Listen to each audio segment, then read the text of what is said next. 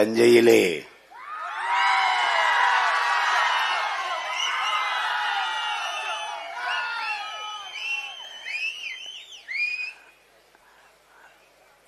நாம் தமிழர் கட்சி நடத்துகின்ற இந்த தண்ணீர் மாநாட்டிற்கு உணர்வு எழுச்சியோடு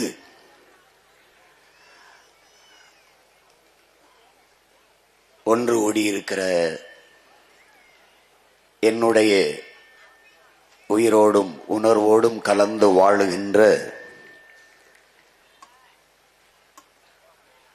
அன்பு உறவுகள் அனைவருக்கும் வணக்கம்.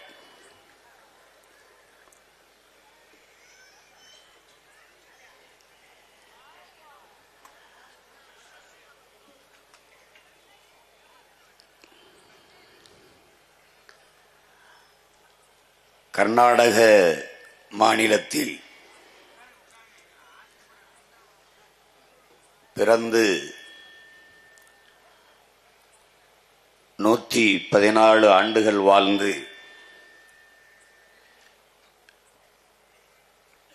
போற்றத்தக்க ஒரு சூழியல் போராளியாக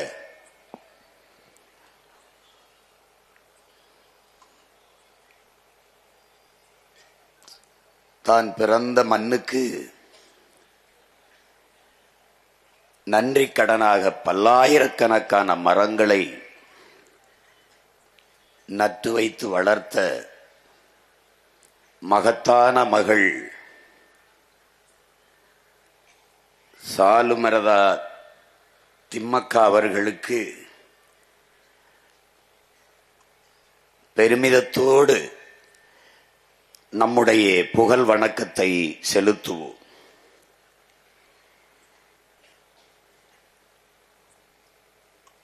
நஞ்சில்லாத உணவு அதுவே நம் கனவு என்று நமக்கு கற்பித்த நம்முடைய பெரிய தகப்பன்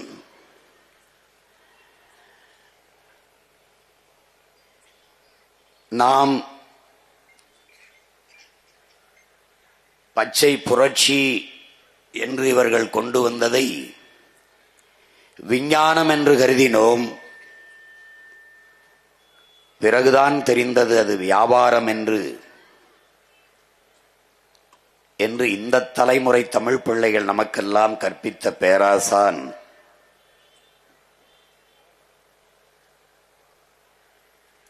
இந்திய நெல் ஆராய்ச்சி கழகத்தினுடைய தலைவர் ராத்தேலால் ரிச்சாரியா அவர்கள்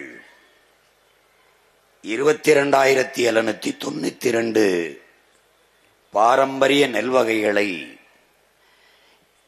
இந்த துணைக்கண்டம் முழுமைக்கும் பயணம் செய்து சேமித்து வைத்திருந்தார். அந்த நெல் வகைகளை எல்லாம் ஒரே நாளில் சின்சாண்டோ நிறுவனத்திற்கு எடுத்துக் கொடுத்த ஆட்சியாளர்கள் அன்றைய காங்கிரஸ் கட்சியின் ஆட்சியாளர்கள். அந்த நாளில் 80 வயது நிரம்பிய ராத்தேலால் ரிச்சாரியா அவர்களும் இந்த நிலத்தில் நம்முடைய பெரிய தகப்பன் 2 பேரும் தான் எல்லாம் பறிபோனதே என்று அழுத பெருமக்கள். நம்மை போன்ற பிள்ளைகளுக்கெல்லாம் வேளாண்மை மீது ஒரு பெரும் காதல் வருவதற்கு காரணமாக இருந்த முன்னத்தி ஏறு உழவன் நம்முடைய பெரிய தகப்பன் நம்மாழ்வார் அவர்கள். அவருக்கு இன்று மட்டுமல்ல, ஒவ்வொரு நாளும் நம்முடைய மதிப்புமிக்க புகழ் வணக்கத்தை நாம் செலுத்திக் கொண்டிருக்கிறோம். அந்த வழியில் அவருடைய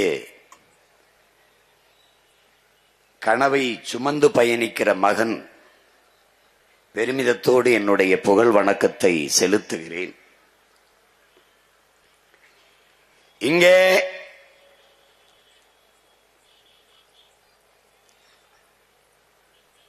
கல்லணை கட்டியே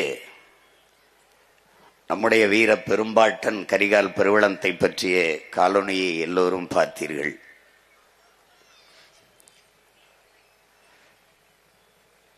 பத்து நிமிட காணொளியே இப்படி என்றால் அவன் வரலாற்றை முழுக்க ஆவணம் செய்தால் எப்படி இருக்கும் என்று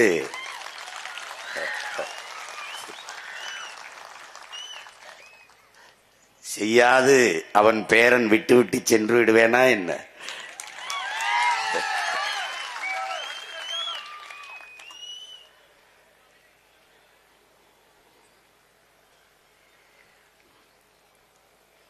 அந்த வீர பெரும்பாட்டனுக்கு பெருமிதத்தோடும் திமிரோடும் அவனுடைய பேரன் என் வீர வணக்கத்தை செலுத்துவதில் பெருமகிழ்ச்சி அடைகிறேன். இங்கே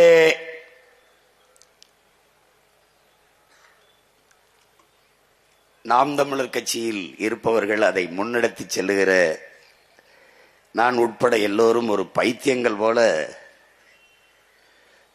இங்கே இருக்கிற உண்மையிலே பல பைத்தியங்கள் பார்த்து கொண்டிருக்கிறார்கள்.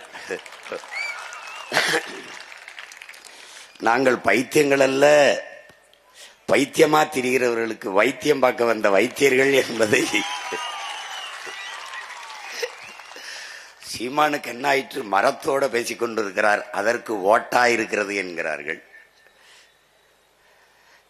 நான் சொன்னேன், மரத்துக்கிட்ட என்னுடைய ஓட்டு இல்ல, மரத்துக்கிட்ட என்னுடைய உயிர் இருக்கு, அதனால அதோட பேசிக்கொண்டிருக்கிறேன் என்று. இப்ப என்ன ஆயிடுச்சு, போய் தண்ணி இருக்கு, ஆடு மாடுகளுக்கெல்லாம் மாநாடு போடுகிறார் என்று. தாய் ஓராண்டுதான் பால் ஊட்டினான், ஆனால் இன்று வரை என்னுடைய தாய் பசு பால் ஊட்டி கொண்டிருக்கிறாள். அப்ப பால் ஊட்டிய தாய்க்கு பாசத்தோடு மகன் நன்றி செலுத்த வேண்டாமா? அதற்காகத்தான் இந்த மாட்டுக்கான மாநாடு. இன்று தண்ணீருக்கு மாநாடு. தண்ணீருக்கு என்ன வாக்கா இருக்கு? தண்ணீர்கிட்ட என் வாக்கு இல்ல, எங்க எல்லாருடைய வாழ்க்கை இருக்கு, அதனாலதான் தண்ணீருக்கு மாநாடு.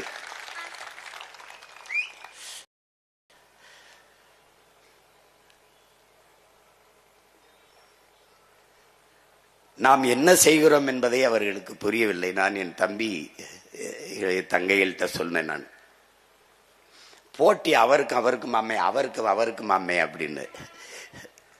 எங்களுக்கு no competition in the world. யாருமே எங்களுக்கு இந்த உலகத்துல போட்டி இல்லை. நாங்கள் எடுத்து வைக்கிற அரசியலுக்கு அருகில் வரவே இவர்களுக்கு இன்னும் 600 ஆண்டுகளுக்கு மேலாகும்.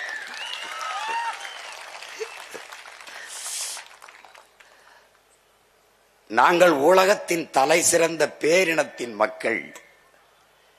இங்கே பார்த்தீர்கள், அறிவியல் தொழில்நுட்பம் வளராத காலத்திலேயே 2000 ஆண்டுகளுக்கு முன்பு ஓடுகிற நீரை தடுத்து பாசனத்திற்கு பயன்படுத்தியவன் பரம்பரையில் வந்தவர்கள். இதுவரை எப்படி இந்த கோயிலை கட்டினான் என்று எவனாலும் கண்டுணர முடியாத அளவிற்கு உலகத்தின் முதல் அதிசயத்தை கட்டி எழுப்புவேன். என் பாட்டன் அருண்மொழி சோழன்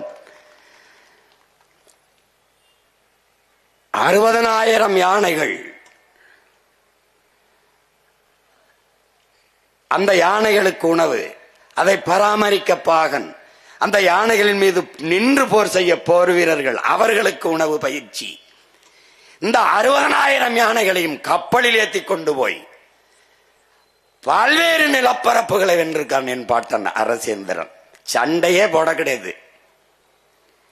ஒரு இடத்துல 60,000 யானைய வரிசையா நிக்க வச்சு 60,000 யானை மேலையும் ஏறி வாளும் வேலையந்தி நின்னா குதிரைப்படையில நிக்கிறவன் என்ன நினைப்பான் பாருங்க, கற்பனை செஞ்சு பாருங்க.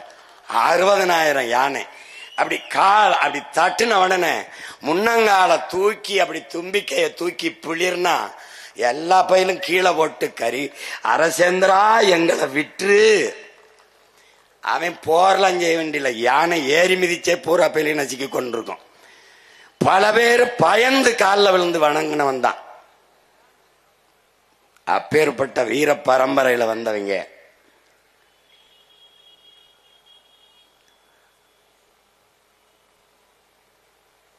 நாங்கள் இந்த நிலத்திலே இருந்த ஐயா மாண்புமிக்க கருணாநிதி அவர்கள், ஐயா எம்ஜிஆர் அவர்கள், அம்மையார் ஜெயலலிதா அவர்களை பார்த்து அரசியல் செய்ய வந்தவர்கள் அல்ல. என் இனத்தின் பரம்பரை வீரத்தை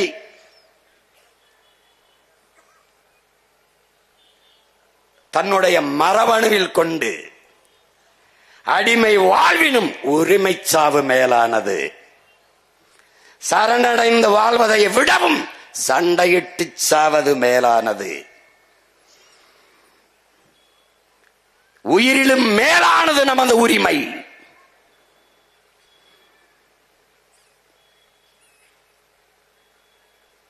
போராடினாலும் சாவோம், போராடாவிட்டாலும் சாவோம்.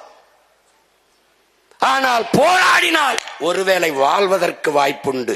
அதனால் போராடி சாவோம் என்று அடிமை தமிழினத்தின் உரிமைக்காக களத்திலே பாய்ந்த மான மறவன், வீர புலிமறவன், விடுதலை புலி பிரபாகரனுடைய உடன் பிறந்த தம்பி தங்கைகளும் பிள்ளைகளும் நாங்கள்.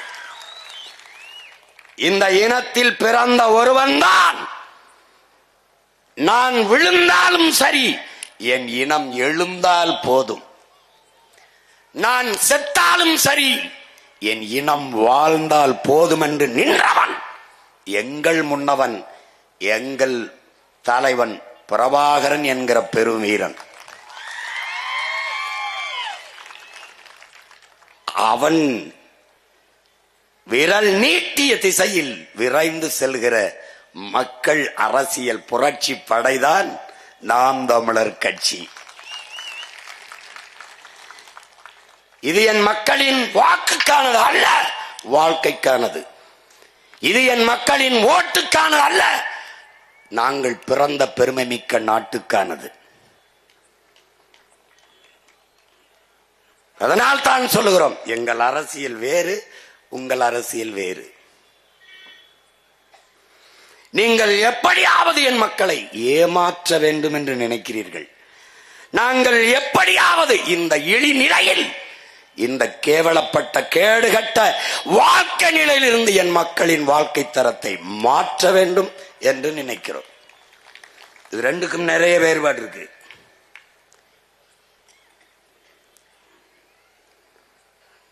அதனாலதான் சொல்றோம், இந்த நிலத்தில் எங்களுக்கு போட்டி எவரும் இல்லை.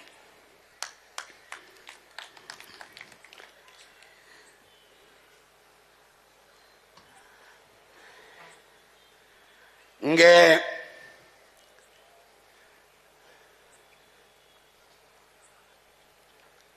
இந்த மாநாட்டை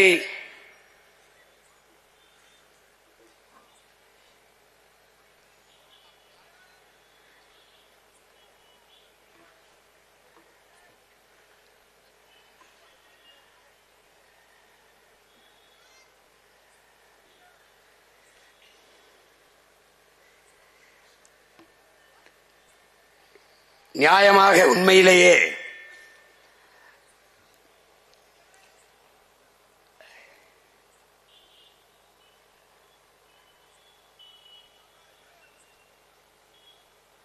நான் பிறந்த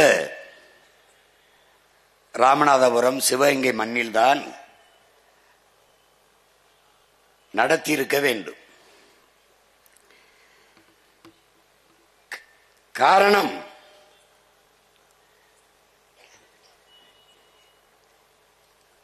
தண்ணீரின் அருமையை பற்றி அதை உணர்ந்த மகன்தான் பேச முடியும். அரசு அதிகாரிகள் எல்லாம் தவறு செய்துவிட்டால்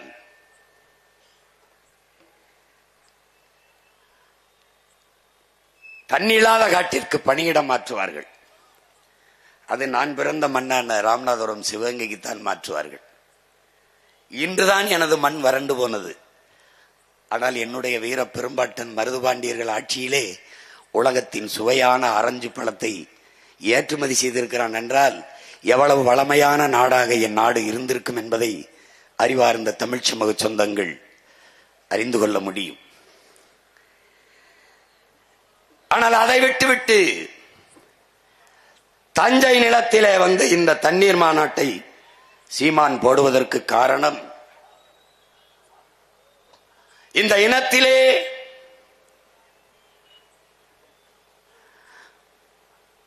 அன்று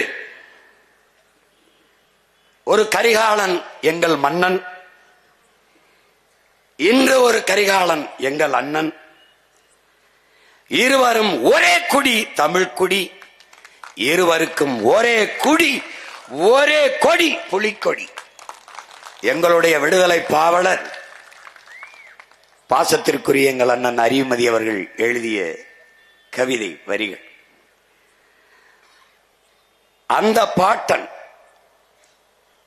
இன்றைய கரிகாலனின் மகன், அன்றைய கரிகாலனின் பேரன் இந்த நிலத்தில் நின்று பேச காரணம், இந்த இனத்தில் ஒருவனுக்குத்தான் தண்ணீரை தேக்கி தண்ணீரின் சேமிப்பை உருவாக்கி நிலத்தின் வளத்தை பெருக்கி வேளாண்மையை செழிக்க வைக்க வேண்டும் என்ற அறிவு என் இனத்தில் அவன் ஒருவனுக்குத்தான் இருந்தது. அறிவார்ந்த பெருமக்களே, அதனால்தான் என் அருமை பாட்டன் கரிகாலன் திருமாவளவன் என்றும் கரிகால் பெரு வளத்தான் என்றும் இன்று வரை தமிழின மக்களால் போற்றப்படுகிறான் என்றால் அதனால் தான் அவன் போற்றப்படுகிறான். அவன் ஒரு பேரணை கட்டி இருக்கலாம் காவிரியை தடுத்து, ஆனால் அவன் செய்யவில்லை. அணையை கட்டி நீரை தடுப்பது என்பது இயற்கைக்கு முரணானது. ஏனால் நதி என்பது பூமி தாயின் இரத்த நாளங்கள். எவ்விடத்தே இருந்து நமக்கு மழை வந்தது? சூரியன் தந்தை கடல் தாய் இருவரின் இயற்கை புணர்ச்சியில் நீராவியாகி மேலே குளிர்ந்து போய் மேகமாகி மழையாக பொழிந்து நமக்கு நீர் வந்தது. திருப்பி தாயிடத்திலேயே பிள்ளையை சேர விடுவது இயற்கை. அப்படி நதியை உங்களுக்கு வேண்டிய தண்ணீரை தேக்கிக் கொண்டு மறுபடியும் தாயிடத்திலே சேர விட வேண்டும். அதுதான் இயற்கையின் விதி. அதை 2000 ஆண்டுகளுக்கு முன்பு உலகில் செய்த ஒரே ஒருவன் என்னுடைய பாட்டன் கரிகால் பெருவளத்தான் மட்டும்தான். அவன் நினைத்திருந்தால் இன்று காவிரியிலே பேரணை கட்டி நமக்கு தண்ணி தர மறுப்பது போல அவன் ஒரு பேரணையை கட்டியிருக்கலாம். அன்னைக்கு கர்நாடகாங்கிற ஒரு நாடும் இல்லை, கன்னடம்ங்கிற மொழியும் இல்லை. ஆனால் அவன் தடுப்பணை தான் கட்டினான். அது என்ன மாதிரி நீர் மேலாண்மை? ஒரு பசுமாட்டிடம் கண்ணுக்குட்டியை பால் குடிக்க விடுவோம். பசு தன் கண்ணுக்குட்டிக்கு பால் கறக்கிறோம் என்றுதான் கறக்கிறது. அது திரும்பி பார்க்க விடாமல் அதற்கு முன்னாடி வைக்கோலை போடுவோம், புல்லை போடுவோம், அது தின்று கொண்டிருக்கும். கண்ணுக்குட்டியை விடுவோம், அது மாறிலே முட்டின பிறகு நம் கண்ணுக்குட்டி தான் குடிக்கிறது என்று அது பாலை சுரக்க ஆரம்பிக்கும். நாம் கறந்து நமக்கு வேண்டியதை எடுத்துக்கொண்டு பிறகு அந்த கண்ணுக்குட்டியை அவுத்து விடுவோம். கொஞ்சம் மாறுகளை பாலை மிச்சம் வைத்து விட்டு கண்ணுக்குட்டிக்கு. இதே முறையைத்தான் பாசனத்திற்கு பயன்படுத்த வேண்டும். அதை பயன்படுத்தியவன் நம்முடைய பாட்டன். இந்த முறையை கண்டுபிடித்தவன். இங்கே ஓடி வருகிற நதியை தனக்கு வேண்டிய அளவுக்கு ஆறு, ஏரி, குளம், குட்டை, கம்மாய், இந்த தாங்கள் ஏந்த இப்படி நீரை தேக்கிக் கொண்டு மறுபடி கண்ணுக்குட்டி தாயிடத்திலே பால் குடிக்க விட்டதை போல நதியை தாய் கடலிடத்திலே, கடலம்மாவிடத்திலே சேரவிட வேண்டும். அப்படி தனக்கு வேண்டிய நீரை பேரணை கட்டி தேக்கிக் கொள்ளாமல் ஒரு தடுப்பணை கட்டி தேக்கி அதை மேலேறி தனக்கு தேவை போக மீதியை தாயிடத்திலே ஒப்படைத்தவன் நம்முடைய பாட்டன் கரிகால் பெருவளச்சோழன்.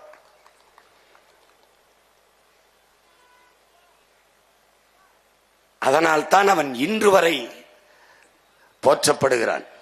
நம்முடைய ஆட்சியில் வரும்போது கூட பேரணை கட்ட மாட்டோம், தடுப்பணை தான் கட்டுவோம் என்பதை நாம் முடிவு செய்திருக்க காரணம் அதுதான். அந்த கரிகால் பெருவளத்தான் செய்த அதை நீங்கள் பாருங்கள். எத்தனை அணைகள் இருந்தும் நிலம் வறண்டு வறட்சி வறுமை நிலவுகிற போது ஒரே ஒரு தடுப்பணையில் சோழ நாடு சோறுடைத்து என்ற உலகத்தை சொல்ல வைத்த பெருமகன் நம்முடைய பாட்டன் தான்.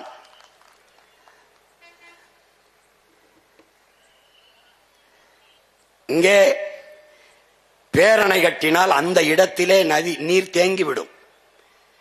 இப்ப உடலிலே ரத்த நாளங்கள் ஓடுகிற போது இந்த இடத்திலே ஒரு தடுப்பு ஏற்பட்டால் அதை ஆங்கிலத்தில் ஸ்ட்ரோக் வந்தது என்கிறோம். கை கால் செயலிழந்து விழுகிறது. அப்படி ஓடுகிற பூமியின் ரத்த நாளங்களாக நதியை குறுக்கே மறைத்து தடுத்து விட்டால் அந்த இடத்திலே நீர் தேங்கிவிடும். அந்த இடத்தில் மட்டும் நிலத்தடி நீர் உயரும். அங்கு வாழ்கிற உயிரினங்கள் மட்டும் பயன்பெறும். ஆனால் மொத்தமாக நதி வறண்டு போகும். அதை நம்பி வாழ்ந்திருந்த உயிரினங்கள் செத்து போகும். பண்ணை, தென்னை, பூச்சி, வண்டு, யானை, புலி, கரடி, சிங்கம், வேளாண் குடிமக்கள் எல்லாம் பாதிக்கப்பட்டு விடுவார்கள். ஆனால் அந்த தவறை நம்முடைய பாட்டன் செய்யவில்லை. அவன் அணையை கட்டியிருக்கிற முறையை பாருங்கள், எப்படி கட்டி பிரிச்சிருக்கான் பாருங்க. அப்படிப்பட்ட தொழில்நுட்பத்தை நம்முடைய மூதாதையவர்கள் கடைபிடித்து கல்லணையை கட்டி 2000 ஆண்டுகளுக்கு முன்பு கட்டி நமக்கு அருங்கொடையாக தந்து சென்றிருக்கிறான். அவனுடைய நிலத்தில் நின்று இந்த பேரன் பேச காரணம், தண்ணீரின் அருமை குறித்து, தண்ணீரின் அருமை தெரிந்து கல்லணை கட்டி தந்த என் பாட்டன் காலடிபட்டு நடந்த தஞ்சை மண்ணில் நின்று தண்ணீரை பற்றி பேச வேண்டும் என்று முடிவெடுத்தேன்.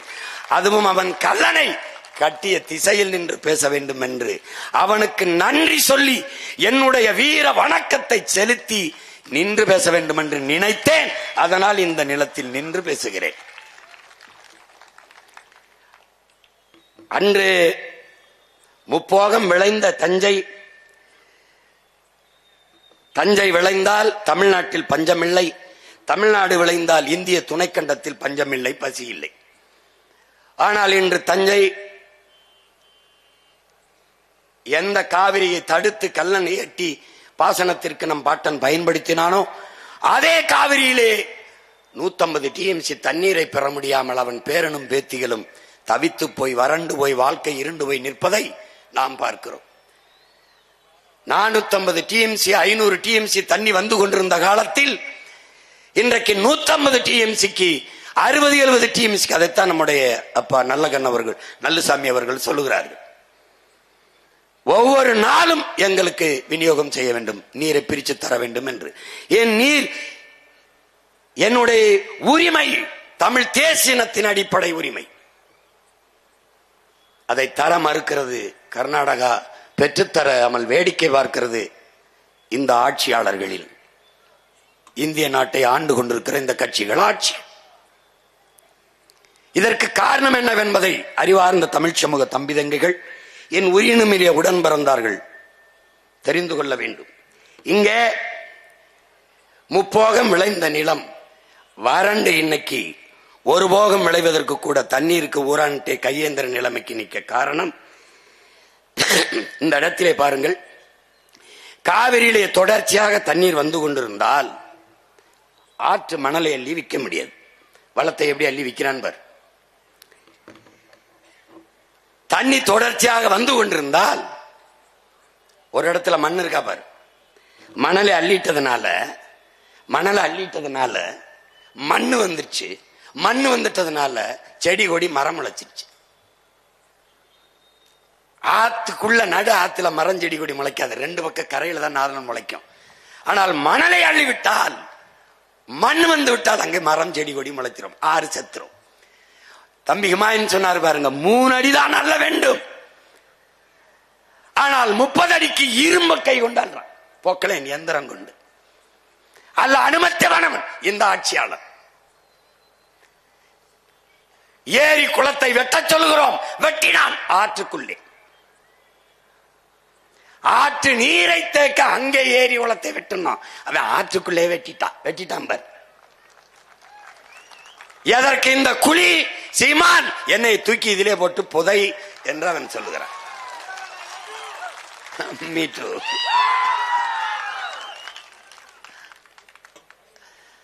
புரியுதா? இந்த மணல் என்பது வெறும் மணல் அல்ல, இது உலகத்திலே மிகச்சிறந்த நீர் வடிகட்டி, உலகத்திலே மிகச்சிறந்த நீர் தேக்கி. இது மனித உடலுக்கு தோல், ஆற்றுக்கு மணல். இந்த மணலை அள்ளிவிட்டால் ஆறு செத்துவிடும். மனித உடலிலே தோலை எடுத்து விட்டால் மனித உடலிலே நோய் தொற்று வந்து எப்படி செத்து போவானோ அப்படி என் ஆறு செத்து போகும். அப்படி என்னுடைய காவிரி, பாலாறு, வைகை, தாமிரபரணி, நொய்யல் எல்லாம் செத்து போனது. 32 ஆறும் செத்து போனது. கொலைகாரர்கள் இந்த திராவிட திருடர்கள்.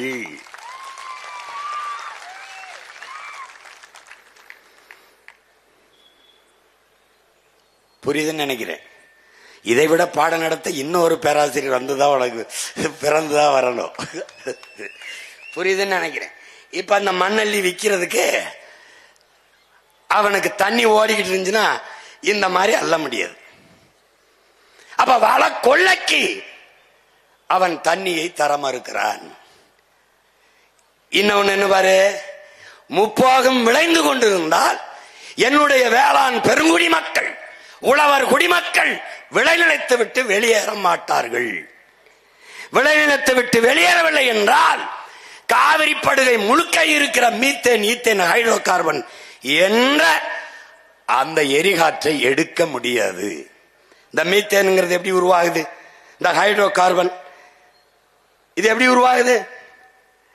பல ஆயிரம் ஆண்டுகளுக்கு முன்பு பூமிக்குள்ளே புதைந்த மரம், செடி, கொடிகள் மக்கி புதைந்து காற்றின் அழுத்தத்தாலும் வெப்பத்தாலும் கரியாகி விடுகிறது.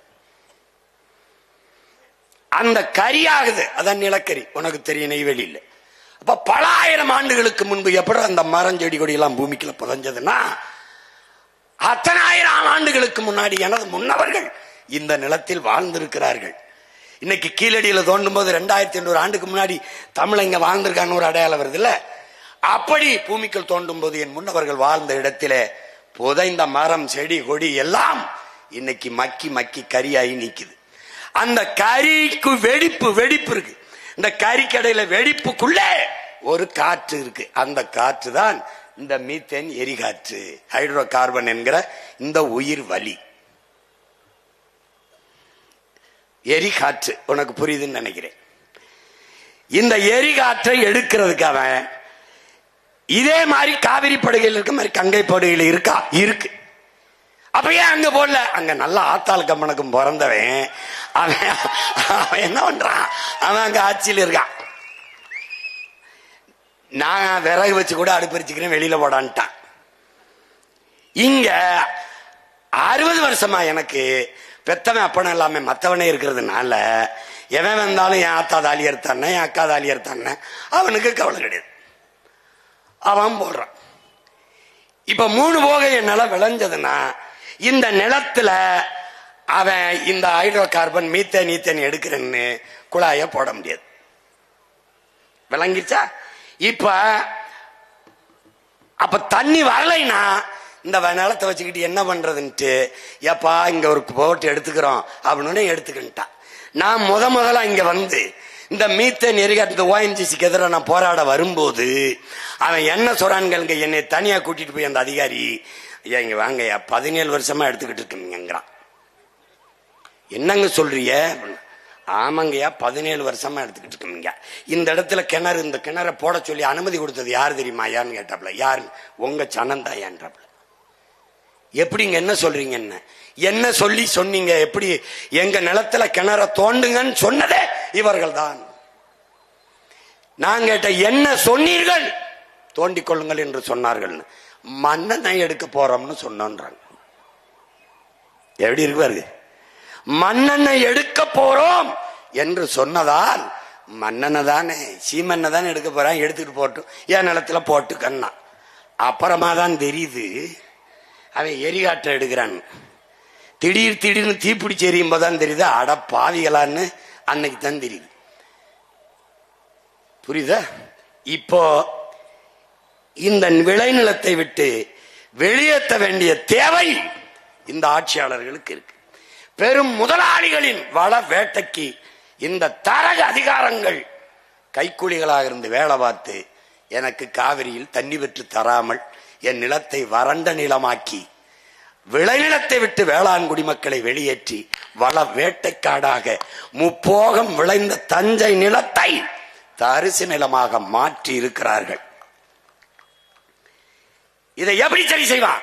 கரிகால் பெருவளத்தானின் பேரன் வருவேன், தண்ணீரின் தேவையில் தண்ணீரை அடைந்து எவனிடத்திலும் கை நீட்டாது என் அருமை பெரும்பாட்டன் அரசேந்திரன் வெட்டி கட்டிய வீராணம் ஏரியை தூர்வாரி 16 கிலோமீட்டர் என் மண் ராமேஸ்வரத்தில் இருந்த தலைமன்னாருக்கு கடலின் குறுக்கு பரப்பளவு 16 கிலோமீட்டர். அப்படி என்றால் சிறிய கடலை ஏரியாக வெட்டியவன் என் பாட்டன் அரசேந்திரன். அந்த ஏரியை தூர்வாரி நீரை தேக்கி பெரும் குழாயின் மூலமாக இதே காவிரி படுகையில் கரிகாலன் பேரன் கொண்டாந்து ஊத்துவேன். மறுபடி என் நிலத்தை வளமான நிலமாக மாற்றுவேன்.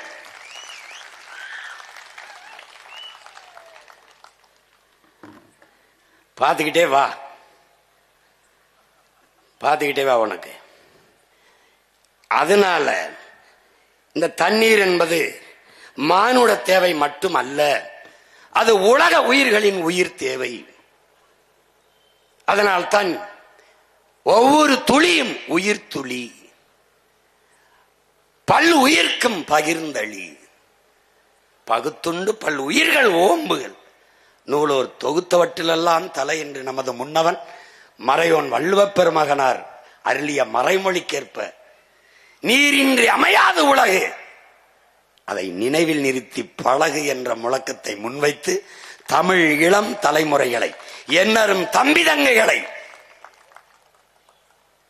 இந்த நிலத்தை வளத்தை நாட்டை மக்களை பாதுகாக்கிற இளைய தலைமுறை புரட்சியாளர்களை உருவாக்க வேண்டும் என்ற உன்னத நோக்கத்தோடு கரிகாலன் கால்பதித்த மண்ணிலே நின்று அவன் பேரன் இன்று பேசிக் கொண்டிருக்கிறேன் தண்ணீர் என்றால் என்ன என்று. இங்கே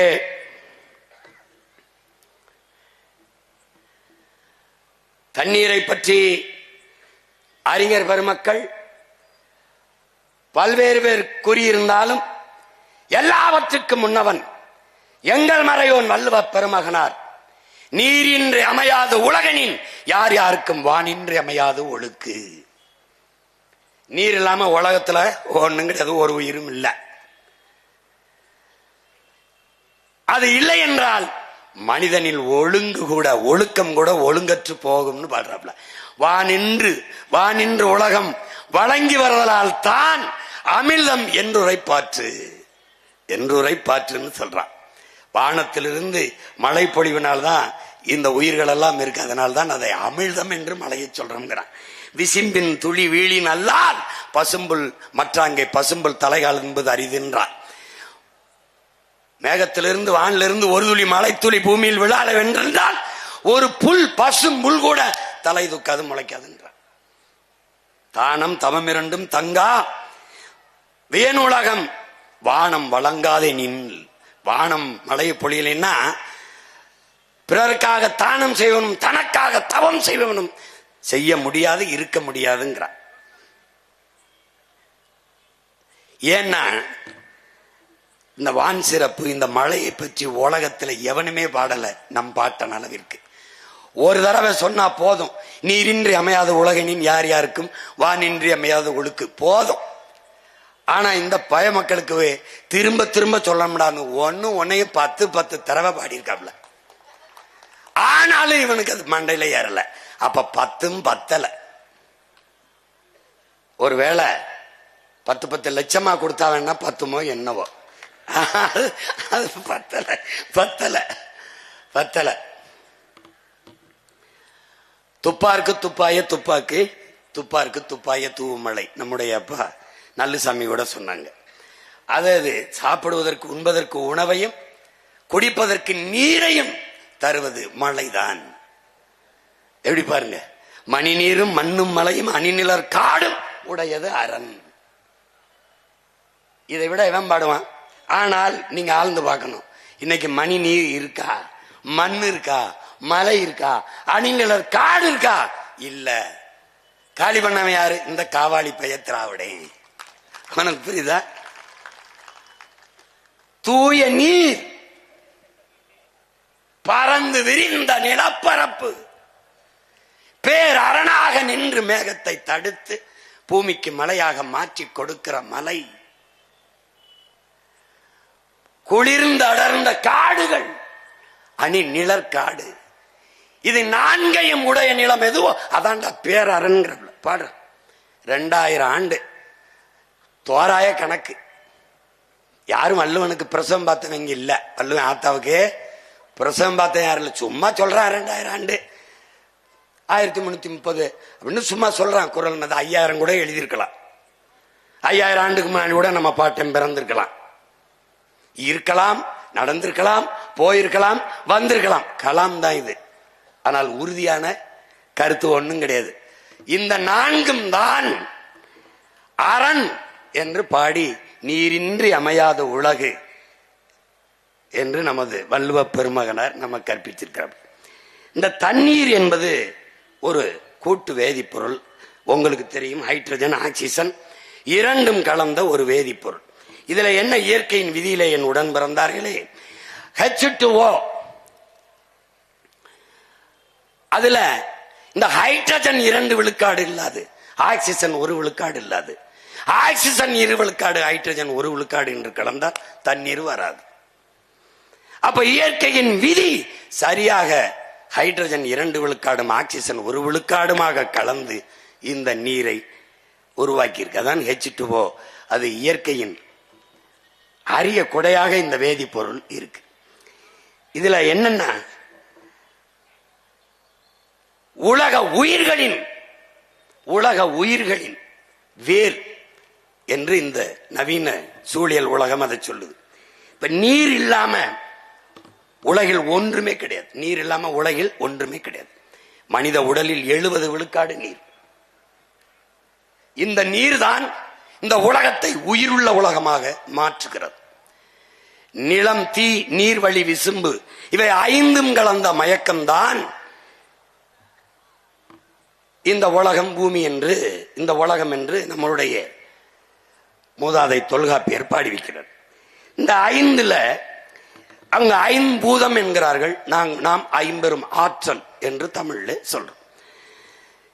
இந்த 5ல் மிக முதன்மையானது இந்த நீராக இருக்கிறது. இந்த நீரில் தான் இந்த ஒரு செல் உயிரினமான அமீபா தோன்றுது.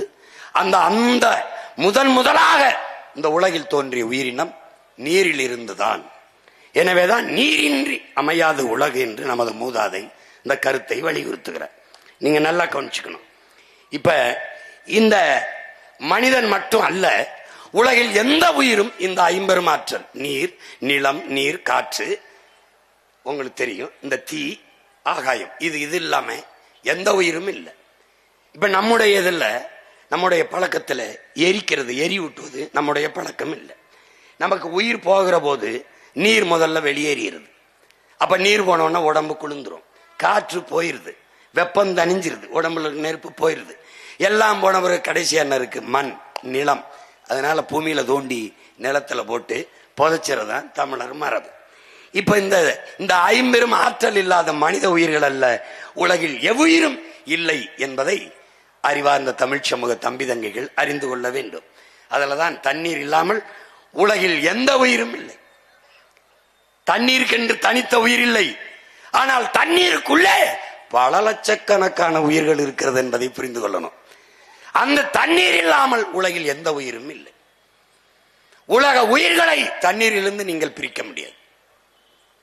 எப்படி? இந்த இருக்குல்ல, இந்த இயக்கி தண்ணீர் இல்லாம கண்டுபிடிக்கல, இந்த ஒளிபெருக்கி தண்ணீர் இல்லாம இல்ல, இந்த கட்டடம் தண்ணீர் இல்லாம கட்ட முடியாது, கல்லணை கட்டிருக்கான் பாட்டேன் தண்ணீர் இல்லாம கட்ட முடியாது. எது ஒன்றும் தண்ணீர் இல்லாம இல்ல. கடைசியா இந்த சாராயம் குடிக்கிறான்ல, சாராயம் கூட தண்ணீர் இல்லாம இல்ல. எல்லாமே தண்ணி தான்,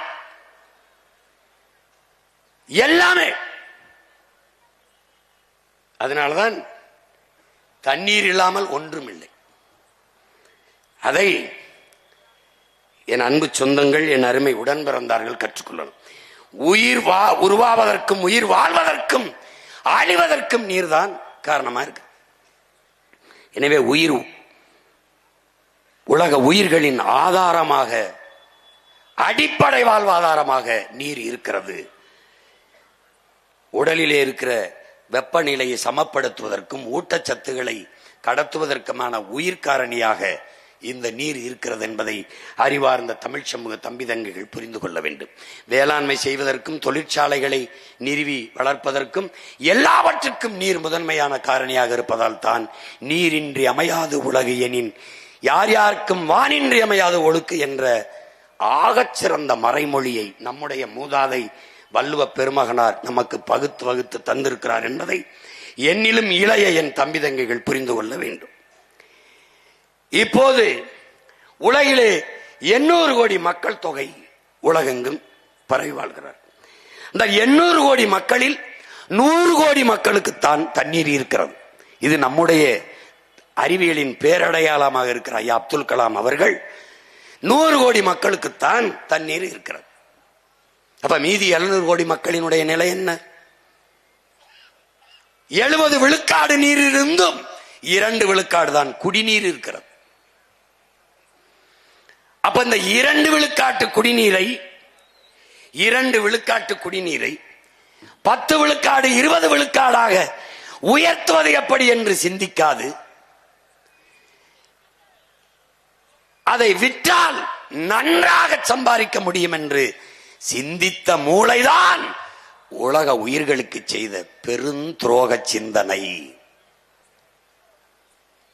அது எப்படா பெருக்கிறதுன்னு எந்த தலைவனும் யோசிக்கல. வித்தா நல்லா சம்பாதிக்கலாம். ஏன்? தண்ணீர் தவிர்க்க முடியாத உயிர் தேவை. கல்வி எப்படி, மருத்துவம் எப்படி, மின்சாரம் எப்படி, அதை விட தண்ணீர். குளிக்காமல் ஒரு வாரம் இருக்க முடியும், தண்ணீர் குடிக்காமல் எவ்வளவு நாள் இருக்க முடியும். அதனால் உயிராகாரமாக உயிர் தேவையாக இருக்கிற நீரை சந்தையாக்கினால் தவிர்க்க முடியாத சந்தை செல்வத்தை குவிக்கலாம், வருவாயை பெருக்கலாம் என்று இந்த வியாபாரிகளின் மூளை சிந்தித்தது. ஏன் இந்த தண்ணீர் எப்படி விற்பனை பண்டமாச்சு? ஏன்னா உலகம் வர்த்தக மயமாகிவிட்டது. அறிவார்ந்த தமிழ் சமூக தம்பிதங்கைகளே, நமக்கு தண்ணீர் உயிர் தேவை.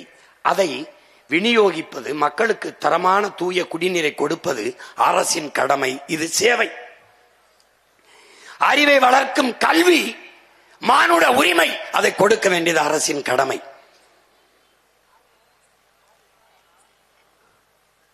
அது ஒரு சேவை. மருத்துவம் ஒரு மகத்தான சேவை. அது என் மக்களுக்கு தேவை. அதை கொடுக்க வேண்டியது அரசின் கடமை. அது நம்ம பார்வையில், நம்மளை பொறுத்தவரை அது ஒரு சேவை. சாலை போடுதல், பராமரித்தல், மின் உற்பத்தி, விநியோகம், இதெல்லாம் ஒரு சேவை நமக்கு. ஆனால் இந்த உலக வர்த்தக அமைப்பு, வேர்ல்டு ட்ரேட் ஆர்கனைசேஷன், WTO என்கிற இந்த வர்த்தக அமைப்பு என்றால் நம்ம ஊர்ல வணிக பெருமக்கள் வியாபாரிகள் சங்கம் வைத்திருப்பது போல உலக பெரும் வியாபாரிகளின் சங்கம், பேரமைப்பு, வேர்ல்டு ட்ரேட் ஆர்கனைசேஷன், உலக வர்த்தக அமைப்பு. அவர்களின் கொள்கை முடிவு நீர் விநியோகமோ, கல்வியோ, மருத்துவமோ, சாலை போடுதல், பராமரித்தலோ, மின் உற்பத்தி, விநியோகமோ, போக்குவரத்து நடத்தலோ அரசின் வேலை அல்ல. ஏனென்றால் அது சேவை அல்ல, தொழில். அவனுக்கு தொழில் செய்வது அரசின் வேலை அல்ல. அப்ப என்ன செய்யணும்? அதை தனியார் முதலாளிகளுக்கு கொடுத்து விட்டு நீங்கள் கையெழுத்தை போட்டுவிட்டு கமிஷனை வாங்கி கொண்டு பேசாமல் இருக்க வேண்டும். புரியுதா? அதனால் தான் நாம் சொல்லுகிறோம், இவர்கள் பிரதமர்கள் அல்ல, இவர்கள் முதலமைச்சர் அல்ல, புரோக்கர் பாய்ஸ் என்று சொல்வதற்கு காரணம் இதுதான். இங்க பாரு, உனக்கு தெரியும் பாரு. இப்ப நீர் மிகப்பெரிய சந்தையாயிருச்சு. சந்தையானதுனால என்ன ஆயிருது? இந்த படத்தில் நீங்கள் பார்க்கிறவர் கன்னியா நாட்டை சேர்ந்த சூழியலின் தாய், வங்காரிம்மா தாய். இவன் என்ன சொல்றான் நமக்கு? வரலாறு நடிகிலும் போர் என்பது வள வேட்டைக்காகத்தான் நடந்திருக்கிறதுங்கிறான். இன்று நேரத்தில் பன்னெடுங்காலமாக வள வேட்டைக்காகவே நாடு பிடிக்கவும் எல்லை விரிவாக்கவும் இவர்கள் போர் செய்தார்கள். சொல்லியிருக்க விளங்குதுன்னு நினைக்கிறேன். அந்த அடிப்படையில் அடுத்து பிரிட்டிஷ் உளவாளியினுடைய வாக்குமூலம் என்கிற அந்த ஆலிவர் கெம்பர் அவன் என்ன சொல்றான் பாருங்க. அம்மா வங்காரி மாத்தாய், ஆலிவர் கம்பர் பிரிட்டிஷ் உளவாளியின் ஒப்புதல் வாக்குமூலம். பாருங்க, 3ஆம் உலக நாடுகளை சிதைக்க உளவாளிகள் நடத்திய சதி குறித்த ஆவணம் ஆலிவர் கம்பர். இவன் என்ன சொல்றான்னு தெரியுமா? இது ஒரு சின்ன புத்தகம் தான், நீங்க படிச்சீங்கன்னா தெரியும். எதுக்கு இந்த புத்தகத்தை போடுறேன்னா தேடி படிப்பீங்கன்னு தான். இவன் என்ன சொல்றான்? நாங்கள் வந்ததெல்லாம் நாடு பிடிக்க அல்ல, வள வேட்டைக்காகத்தான் வந்தோம்ங்கிறான். எந்த நாட்டுக்குள்ள போனாலும் அந்த நாட்டுக்குள்ள இருந்து வளத்தை வேட்டையாடத்தான் நாங்கள் வந்தோம். அப்ப வள வேட்டைக்காகத்தான் உலகெங்கிலும் போர் நடக்கிறது. அப்படி பார்த்தால் இனி வருங்காலங்களில் 3ஆம் உலக போர், நல்லா கவனிங்க, இது நம்முடைய கவி பேரரசு வைரமுத்து அவர்கள் 3ஆம் உலக போர் என்ற புத்தகத்தில் இருக்காரு. இது எதுக்கு போடுறேன்னா நீங்க வாங்கி படிக்கணும். இதற்கு முன்னாடி வளம் என்பது பெட்ரோல், டீசல், தங்கம், வைரம், இப்படி இருந்ததெல்லாம் வளமாக கருதப்பட்டது. அப்படித்தான் ஈரான் ஈராக்கு மேலே, சிரியா மேலே, லிபியா மேலே, எல்லா நாடுகள் மேலையும் வள வேட்டைக்கு, எண்ணெய் வளத்துக்காக போர் தொடுக்கப்பட்டது. ஆனால் இதில் எந்த வளமும் இல்லாமல் வாழ்ந்து விட முடியும், நீர் இல்லாமல் வாழ முடியாது. ஆக இந்த வளங்களில் எல்லாம் மேலான வளம் நீர். அதனால் தான் 3ஆம் உலக போர் ஒன்று வந்தால் அது தண்ணீருக்காகத்தான் இருக்கும். அதிலே நீ முழுக்க படிக்க வேண்டியதில்லை, முன்னுரையிலே இவர் எழுதியிருக்கிறார். ஆதியில் காடுகளில் நாம் வேட்டையாடி உண்ட போது விலங்குகளை வேட்டையாடி உண்டோம். ஒருவேளை விலங்குகள் கிடைக்கவில்லை என்றால் மனிதனையே உண்டோம். இறந்த பிணத்தை வைத்துவிட்டு ஓட்டப்பந்தயம் வைத்து பந்தயத்தில் முதலில் வந்தவனே பிணத்தில் பெரும்பங்கு தின்றான் என்று எழுதியிருக்கல. அன்றைக்கு ஆதியில் காடுகளில் வாழ்கிற போது நரமாமிசம் மனிதனை தின்றோம். ஆனால் அந்த நிலை இன்றும் வராது என்று சொல்வதற்கு இல்லை. ஏன்? போக்கப்படி இருக்கிறது. நீரெல்லாம் இல்லை என்றால் நிலம் வறண்டுவிடும், வேளாண்மை உணவுப் பொருள் உற்பத்தி நின்றுவிடும், பசி எல்லாவற்றையும் கொன்றுவிடும், வென்றுவிடும், கடைசியாக மனிதனை தின்றுவிடும் நிலை உருவாகும். அதுதான் இந்த புத்தகத்தை முழுக்க படிக்க வேண்டியதில்லை, முன்னுரையிலேயே குறிப்பிட்டிருப்பார், படி. அதே போல ஆலிவர் கம்பரும் முதல்ல சொல்லிட்டான், நாங்க இதுக்கு தான் வந்தோம். இதை அமெரிக்க பொருளாதார அடியாளின் வாக்குமூலம் எழுதிய ஜான் மெர்க்கிலும் சொல்லுகிறான். வள வேட்டைதான் எங்களுடைய குறி. அதனால் கண் முன்னே உங்கள் வளங்கள் களவு போவதை பார்த்து கொண்டிருக்க நீங்கள் சபிக்கப்பட்டு விட்டீர்கள் என்று எழுதுகிறார்.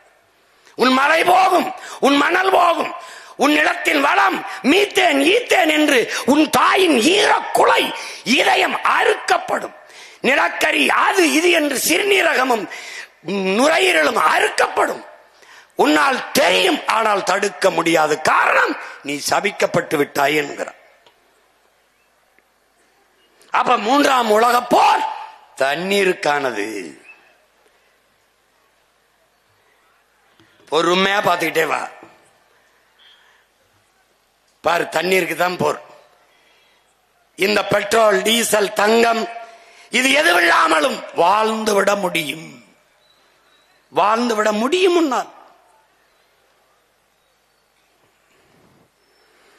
ஆனால் நீர் இல்லாமல் வாழ முடியாது. அதனாலதான் சொல்றான், இவர் இன்னும் பாரு, நீருக்காகத்தான், நீர் வளத்துக்காகத்தான் இனி எதிர்காலத்தில் போர். இங்கே அல்ல கவனி, ஒவ்வொன்னே சொல்றேன் பாரு, பாத்துக்கிட்டே வா. இப்ப நீர் பொருளாதாரம், இதை நல்லா கவனிச்சுக்க. இந்த நீர் பொருளாதாரம் அதுல என்ன சொல்றான்னு பாத்தீங்கன்னா, இங்கிலாந்து பொருளாதார மேதை இந்த ஜான் ஆண்டனி ஆலன்கிறவன், இந்த நீர், இவன் தான் இந்த ஜான் ஆண்டனி ஆலன். இவன் என்ன சொல்றான்னா, இந்த ஆசிய நாடுகள் இருக்குல்ல, நம்ம இந்தியா, இந்த நாடுகள் இதெல்லாம் தான் தங்கத்தை, பணத்தை வைத்து பொருளாதாரத்தை மதிப்பிடுது. எந்த நாடு அதிக தங்கம் வைத்திருக்கிறதோ அந்த நாடு பணக்கார நாடு என்று கணக்கிடுது. ஆனால் ஐரோப்பிய நாடுகள் நீரை வைத்து, எந்த நாடு நீரை அதிகமாக வைத்திருக்கிறதோ அந்த நாடுதான் உலகத்திலே பொருளாதாரத்தில் மேம்பட்ட நாடு என்று அவன் சொல்றான். அப்ப ஐரோப்பிய நாடுகள் எல்லாம் நீர் பொருளாதாரத்திற்கு வந்துச்சுங்கிறான். அதுக்கு சான்று சொல்றான் இந்த பிரான்ஸ். இது யாரு? பிரான்ஸ். இந்த பிரான்ஸ் நாடு உலகத்திலே அதிகமாக ஆரஞ்சு பழத்தை ஏற்றுமதி செய்கிற நாடு இந்த பிரான்ஸ் தான். இந்த பாரு, இந்த படத்தை பாரு. உள்ள இந்த கையில ஒரு ஆரஞ்சு பழத்தை வச்சுக்கிட்டு பாக்குறான். இந்த ஆரஞ்சு பழத்தை புளிஞ்சினா எவ்வளவு தண்ணி வரும் நினைக்கிறேன்? அரை கோவலை வரும். ஆனால் இது விளைஞ்சு கைக்கு வர 50 லிட்டர் தண்ணீரை குடிக்குது. அப்ப யோசிக்கிறான். என்ன யோசிக்கிறான்? ஆரஞ்சு பழம் விளைய வைக்கிறத நிப்பாட்டு. ஏன்? நிலத்தின் வளம் முழுக்க போகிறது, கண்ணுக்கு தெரியாமல் களவு போகிறது. இதைத்தான் மறை நீர், வெர்ச்சுவல் வாட்டர் என்று சொல்கிறார்கள். அதை நம்முடைய ஐயா நக்கீரன் அவர்கள் மறைநீர் என்றும் நீரெழுத்தென்றும் எழுதியிருக்கிறார். அந்த புத்தகங்களை என்னுடைய தம்பி தங்கைகள் வாங்கி படிக்கணும். பாருங்க, இந்த ஆரஞ்சு பழத்தை அவன் நிறுத்துறான்ட்டான். சீனா என்ன செய்து? பன்னிக்கறியை விரும்பி சாப்பிடுது. அந்த நாட்டில் விருப்ப உணவு அந்த மக்களுக்கு. இந்த ஒரு கிலோ பன்றி கறி இறைச்சி சாப்பாட்டு மேசைக்கு வர பாரு, பயந்துருவ பாரு. 1 கிலோ பன்றிக்கறி சாப்பாட்டுக்கு 6000 லிட்டர் தேவைப்படுது. 1 கிலோ மேசையில இப்படி வைக்க 6000 லிட்டர் தண்ணீர் தேவைப்படுது. எப்படி எப்படி எப்படி இருக்கு பாரு. அவன் என்ன பண்றான்? பன்றி கறியை வளர்க்கறது, திங்கிறத நிப்பாட்டவனா, வளர்க்கறத நிப்பாட்டுறான். அப்ப என்ன செய்யலாம்? நமக்கு பன்றி கறிக்கு இறக்குமதி செஞ்சுக்கிடுவோம். எந்த நாடு எப்படியா போகட்டும், என் நாட்டு நீர்வளத்தை காப்பாத்து நினைக்கிறான். ஏன்? அவன் நான் முதல்ல சொன்ன மாதிரி நல்லா ஆத்தலுக்கு பண்ணுங்க பிறந்தவன். இப்ப என்ன பண்றான் பாரு, உலகம் இந்த நாடுகள் பூரா நீர் பொருளாதார கொள்கைக்கு வந்துடுச்சு. அதனால இங்க பாரு, இந்த பாரு, இப்ப அமெரிக்காவை எடுத்துக்கிட்டியா, இவர் உலகத்துல எல்லா நாட்டுக்கும் ராணுவத்தை விற்பாரு, ராக்கெட்டை விற்பாரு, துப்பாக்கி விற்பாரு, பீரங்கி விற்பாரு, எல்லாம் விற்பாரு. ஆனால் சட்டி பணியன் நம்மகிட்ட இருந்து வாங்குவார். இந்த பாரு, இங்க பாரு, திருப்பூர்ல இருந்தா சட்டி பணியன் கொண்டு வராப்ல. ராக்கெட்டு விற்பாரு, அதுக்கு உதிரிப்பாங்கெல்லாம் விற்பாரு எஜமா. ஆனா ஜட்டி பணியன நம்ம ஊர்ல இருந்து கொண்டு வராப்ல. காரணங்கள் 2800 லிட்டர் தேவைப்படுதுடா ஒரு ஜட்டி. ஒரு ஜட்டிக்குடா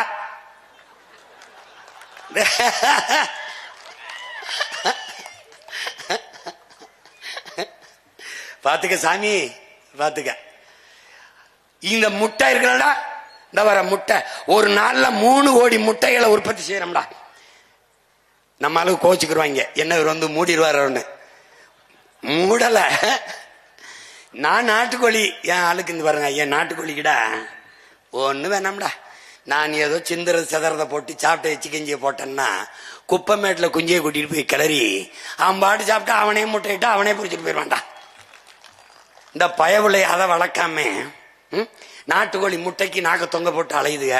அவன் தேநீர்ல காஃபியில போட்டு முக்கி இந்த முட்டையை நாட்டு முட்டைன்னு வித்துட்டு போயிட்டு இருக்கான். இப்படி ஒரு பாவங்கட்ட பிள்ளைகள் பாரு. டேய் பாரு பாரு, 70 லட்சம் முட்டைகளை தினசரி வளைகுடா நாடுகள், ஆப்பிரிக்கா மற்றும் நாடுகளுக்கு நம்ம ஏற்றுமதி செய்யறோம். ஒரு முட்டை 196 லிட்டர். அடே பாரா, 196 லிட்டர் குடிக்குதுடா. டே ஒரே ஒரு முட்டை இப்படி எடுத்து பாத்தீங்கன்னு வச்சுக்க, டே இவ்வளவு தாண்டா இருக்கு. அது 196 லிட்டர் குடிக்குதுடா. நீ காபி குடிக்கிறாய், 150 லிட்டர் குடிக்குதுடா. இந்த பாரா, இந்த கோவலையில இருக்கிறது எவ்வளவுடா தண்ணி இருக்கும்? 150 லிட்டர் குடிச்சிட்டு இந்த கோவலைக்கு வருதுடா இவ்வளவு. புரிஞ்சுனா நீ ஏதாவது ஒரு முடிவுக்கு வா. இப்ப என்னதானே செய்ய சொல்ற அப்படின்னு இரா நான் சொல்றேன். ஒரு கோப்பையில் 150 லிட்டர் மறைநீர். நம்ம தங்கச்சி ருசிச்சு தான் குடிக்கிறா. இந்த பன்னாட்டு நிறுவனங்கள் ஆண்டு கணக்கில், நீ நல்லா கவனிச்சுக்கணும். இப்போ உனக்கு சொல்றேன் பாரு அண்ணே, இந்த சென்னையில கொரியன் முதலாளி கொண்டாயின்னு ஒரு தனியார் முதலாளி ஒரு கொண்டாய் அப்படின்னு ஒரு கார் நிறுவனம் வச்சிருக்காப்ல. ஒரு கேள்வி அண்ணன் உண்ட கேட்கிறேன், இந்த கொண்டாய் முதலாளிக்கு தமிழ்நாட்டு இளைஞர்கள் இந்திய நாட்டு இளைஞர்களுக்கு வேலை கொடுக்கணும்னு என்ன வேளாங்கண்ணி மாதாட்ட இல்ல எங்க ஊரு எங்க கோயில் எங்க குலதெய்வம் காளியாத்தாட்ட இல்ல ஏதாவது சிவன் முருகனுக்கு எது வேண்டி நேர்த்தி கடனா ஒண்ணு இல்ல. அப்ப எதுக்கு வரான்? அவன் நிலத்தில் அவன் வளத்தை பாதுகாத்து என் நிலத்தில் இருக்கிற நீரை வேட்டையாட வரான். இங்க வளர்ச்சி என்று கட்டமைக்கப்படுகிறது, வேலை வாய்ப்பு என்று காதிலே தேன் ஊற்றப்படுகிறது. ஒரு டன் எடையுள்ள கார் தயாரிக்க 4 லட்சம் லிட்டர் தண்ணீர். பாரு, நான் சொல்றேன் எத்தனை லட்சம் கார்கள் ஏற்றுமதி செய்யப்படுதுன்னு பாரு. இங்கே நிலத்தடி நீரை எவ்வளவு வேணாலும் நீங்கள் உறிஞ்சு கொள்ளலாம் என்று ஒப்பந்தம். உற்பத்தியிலே அரை மணி நேரம் 1 மணி நேரம் மின்சாரம் தடைபட்டால் ஏற்படுகிற இழப்பை மத்திய மாநில அரசுகள் ஈடுகட்டும் புரிந்துணர்வு ஒப்பந்தம். பிறகு உற்பத்தி செய்த பொருளை விரைந்து எடுத்துச் செல்ல 8 வழி 4 வழி சாலைகள். பிறகு மனித உழைப்பு இங்கே மலிவாக கிடைக்கிறது. இதே நிறுவனம் கொரியாவிலே இருந்தால் அங்கு என் பிள்ளைகள் போனார் 2 லட்சம் ரூபாய் சம்பளம் கொடுக்கணும். இங்கே இருந்தால் 50,000 கொடுத்தால் போதும். அப்ப மனித உழைப்பு மலிவாக கிடைக்கிறது. உழைப்பை சுரண்டி சுரண்டி உற்பத்தியை பெருக்கி லாபத்தை பல ஆயிரம் கோடிகளில் கொண்டு போக முடிகிறது. ஆனால் இவர்கள் சொல்லுகிற அடிப்படை கட்டமைப்பு இன்ஃப்ராஸ்ட்ரக்சர் என்பது சாலை போடுதல், விண்ணூர்தி நிலையம் கட்டுதல், துறைமுகங்கள் கட்டுதெல்லாம் உனக்கும் எனக்கும் அல்ல, உள்நாட்டு வெளிநாட்டு பெரும் முதலாளிகளின் வள வேட்டைக்கு என்பதை அறிவார்ந்த என் தம்பி தங்கைகள் புரிந்து கொள்ள வேண்டும். இதை நல்லா ஆழ்ந்து பாரு. எத்தனை லட்சம் காரு பார்த்துக்கிட்டே வா. இங்க மனித உழைப்பு மலிவா இருக்கு. ஏன்னா படிச்சுட்டு பல ஆயிரம் பேர் வேலை இல்லாம இருக்கு. இப்போ இதுல என்ன, அதுக்குள்ள இருக்கிறதெல்லாம் யாரு? கார் தான், மகிழுந்து. இவர் எந்த வேகமா போய் துறைமுகத்துக்கு போறதுக்காக தான் இந்த சாலை. நீ உனக்கு எனக்கும் போடப்பட்டு நினைச்சின்னு வச்சுக்க, நான் ஒன்னும் பண்ண முடியாது உன்னைய. இவன் வந்துடா இங்க வர்றா, ஆலிவர் கம்பர் சொல்றான், அவன் ஜான் பெர்கின் சொல்றான், உங்கள் நாட்டு தலைவர்களுக்கு நாங்கள் கடன் கொடுப்போம், கடன் கொடுத்து கையெழுத்து போட வைப்போம், பிறகு அவர்கள் எங்களுக்காக வேலை செய்வர்களாக மாறுவார்கள். உங்கள் நாட்டிலே சாலை போடுதல், துறைமுகம் கட்டுதல், பேருந்து நிலையம் கட்டுதல், வானூர்தி நிலையம் கட்டுதல், இது போன்ற வேலைகளை செய்து தங்கள் இருப்பை தக்க வைத்துக் கொள்வார்கள். இப்போ எதுக்கு 5000 ஏக்கர்ல ஏர்போர்ட்? திருச்சியில இருக்கும்போது எதுக்கு 2000 ஏக்கர்ல ஏர்போர்ட்? தூத்துக்குடியில இருக்கிறதுல அதை எதுக்கு பெருசா ஏர்போர்ட்? சரி, பிளைட் ஓட்டுறவன் யாரு? ஒப்பனா எங்கப்பனா எவன்? இண்டிகோங்கிறவன் ஒப்பேன், அவன் எவன் தெரியாது. ஒரே ஒரு முதலாளி நாடங்களும் ஓட்டி சம்பாதிக்க 5000 ஏக்கர்ல ஏர்போர்ட். இங்கதான்டா கரிகாலன் பேரன், கரிகாலன் மகன், பிரபாகரன் மகன் சொல்றேன். 5000 ஏக்கரில் ஏர்போர்ட் அல்ல, ஏர்பூட்டி உட வேண்டும் என்று சொல்ற.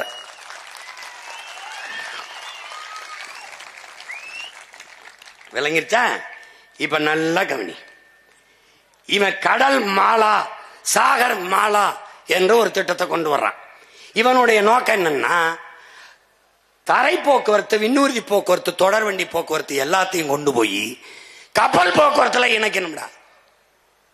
அதுக்கு தான் கொச்சின்ல இருக்கும்போது விளிங்கத்தில் ஒரு துறைமுகம், ஏற்கனவே தூத்துக்குடி, சென்னையில தாத்தா பேர்ல, பாட்டன் வாவுசி பேர்ல, காமராஜ் பேர்ல இருக்கும் போதே 6111 ஏக்கர்ல அதானி கட்டுகிற 6111 ஏக்கர்ல காட்டுப்பள்ளி துறைமுகம்.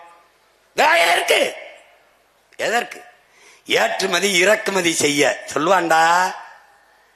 எதை ஏற்றுமதி செய்வாய், எதை இறக்குமதி செய்வாய்? பதில் இருக்காது. வெளிநாட்டு உள்நாட்டு பெரும் முதலாளிகள் உற்பத்தி செய்கிற இந்த பொருளை ஏற்றுமதி செய்வாய். என் நிலத்தின் வளத்தை சுரண்டி ஏற்றுமதி செய்வாய். எதை இறக்குமதி செய்வாய்? வெங்காயம், பருப்பை. பாரா பாரா என்ன நடக்குது பாரா. இந்த முதலாளிகளை யாராவது வர்றாங்க ஒப்பந்தத்துல, நீ நிலத்தடி நீரை உறிஞ்சாத, நீ ஏரி குளங்களை வெட்டி கடல் நீரை சுத்திகரிச்சு அதை வச்சு நீ கார் தயாரிச்சுக்க என்று சொல்வானா? சொல்ல மாட்டான். 4 லட்சம் லிட்டரா ஒரு கார் தயாரிக்க 20,000 பேருக்கான குடிநீரா. இந்த பாரா எத்தனை லட்சம் கார் தயாரிக்கிறான் பாரா.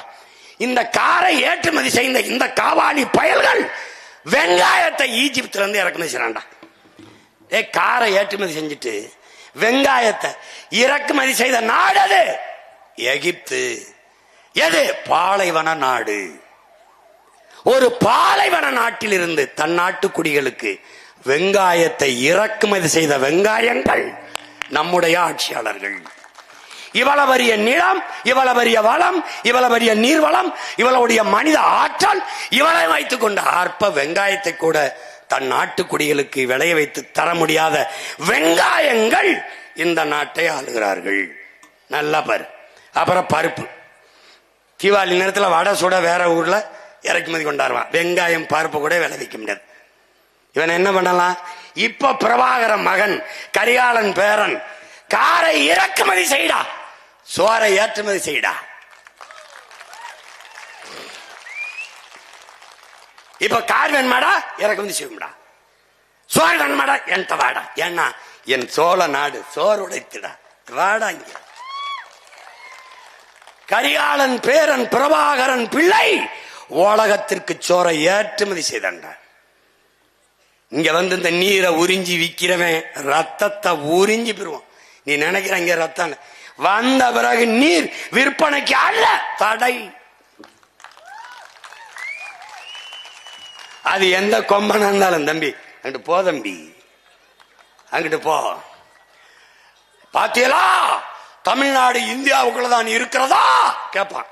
நான் தமிழ்நாடு இந்தியாவுக்குள்ளதான் இருந்ததா?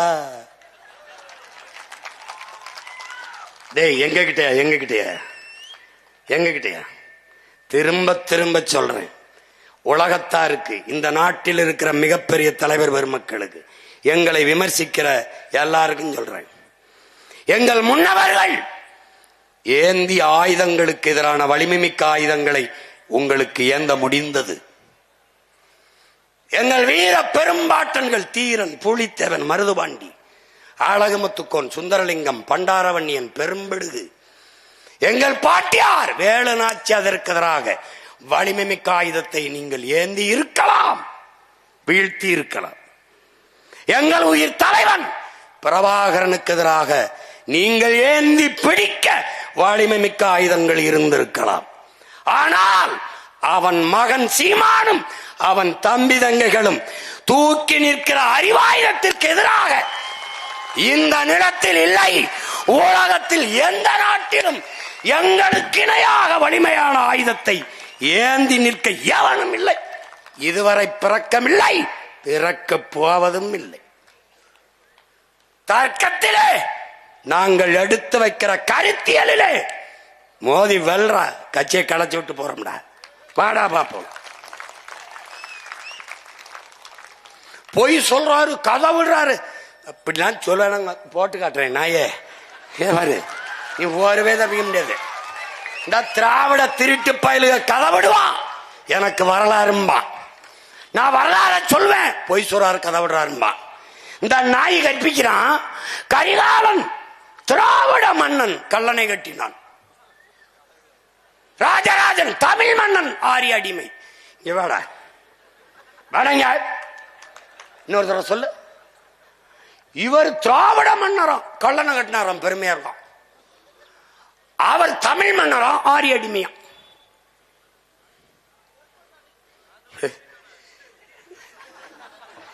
பைத்தியக்காரன், நானும் 15 வருஷமா நம்பி தெரிஞ்சுடா. என்னங்கய்யா அன்பு தென்னரசு மட்டும் நல்லா சிரிப்பாப்ல. ஏனுகளே எனக்கு முன்னாடி நின்றுகிட்டு இருந்தாப்ல.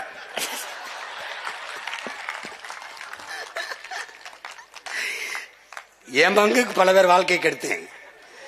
இப்ப அவன் தரான்ல. என்ன செய்யறது? இப்ப இரு இன்னும் இன்னும் இன்னும் முக்கியமான இதுக்கே போல, இப்பதான் ஆரம்பிச்சிருக்கான். இப்ப தமிழ்நாடு, நீ என்ன நினைக்கிற? நமக்கு அதை தண்ணி இல்ல தண்ணி இல்லைன்னு நினைக்கிற. அது இல்ல. நமக்கு வந்துடா ஒரு ஆண்டுக்கு 980 மில்லிமீட்டர் மழை பெய்யுது. 2 பருவங்கள்ல மழை, ஒன்னு தென்மேற்கு பருவம், ஒன்னு வடகிழக்கு. இந்த 2 பருவ மழைகளையும் நமக்கு 950 மில்லிமீட்டர் மழை பெய்யுது. குறைஞ்சது டிஎம்சி கணக்கில் 4000, 4300, 4500 டிஎம்சி தண்ணீர் பெய்யுது. இப்ப 4300 டிஎம்சின்னு வச்சுக்க. இதுல என்ன கொடுமைன்னா, பல இதை நம்ம சேமிக்காதனால அது நீராவியாகி போயிருது. பல இது இந்த கழிவு நீர்களை விட்டு நாசம் பண்ணிடுறோம். பல இதை சேமிக்காம ஏரி குளங்களை, குட்டை கம்மாய்களை, தாங்கல்களை, ஏந்தல்களை வெட்டி சேமிக்காம கடல்களை விட்டுறோம். இப்ப எப்படி சீமாந்தி சரி செய்வ? 950 மில்லிமீட்டர் 1000 டிஎம்சி 1500 தான் எனக்கு அதிகபட்சமா பயன்பாட்டில் இருக்கு. அப்ப நான் என்ன செய்யறேன்? இன்னும் ஒரு 500, 600 டிஎம்சி சேமிக்கிற வேலையை செஞ்சுட்டேன்னா நான் எவனுகிட்டையும் கையேந்தி தண்ணீருக்கு நிக்க வேண்டியதில்லை. அப்ப நான் என்ன சொன்ன, அதிகாரத்துக்கு வந்தவன கர்நாடகால இருந்து எனக்கு தண்ணி தராதேன்னு சட்டசபையில்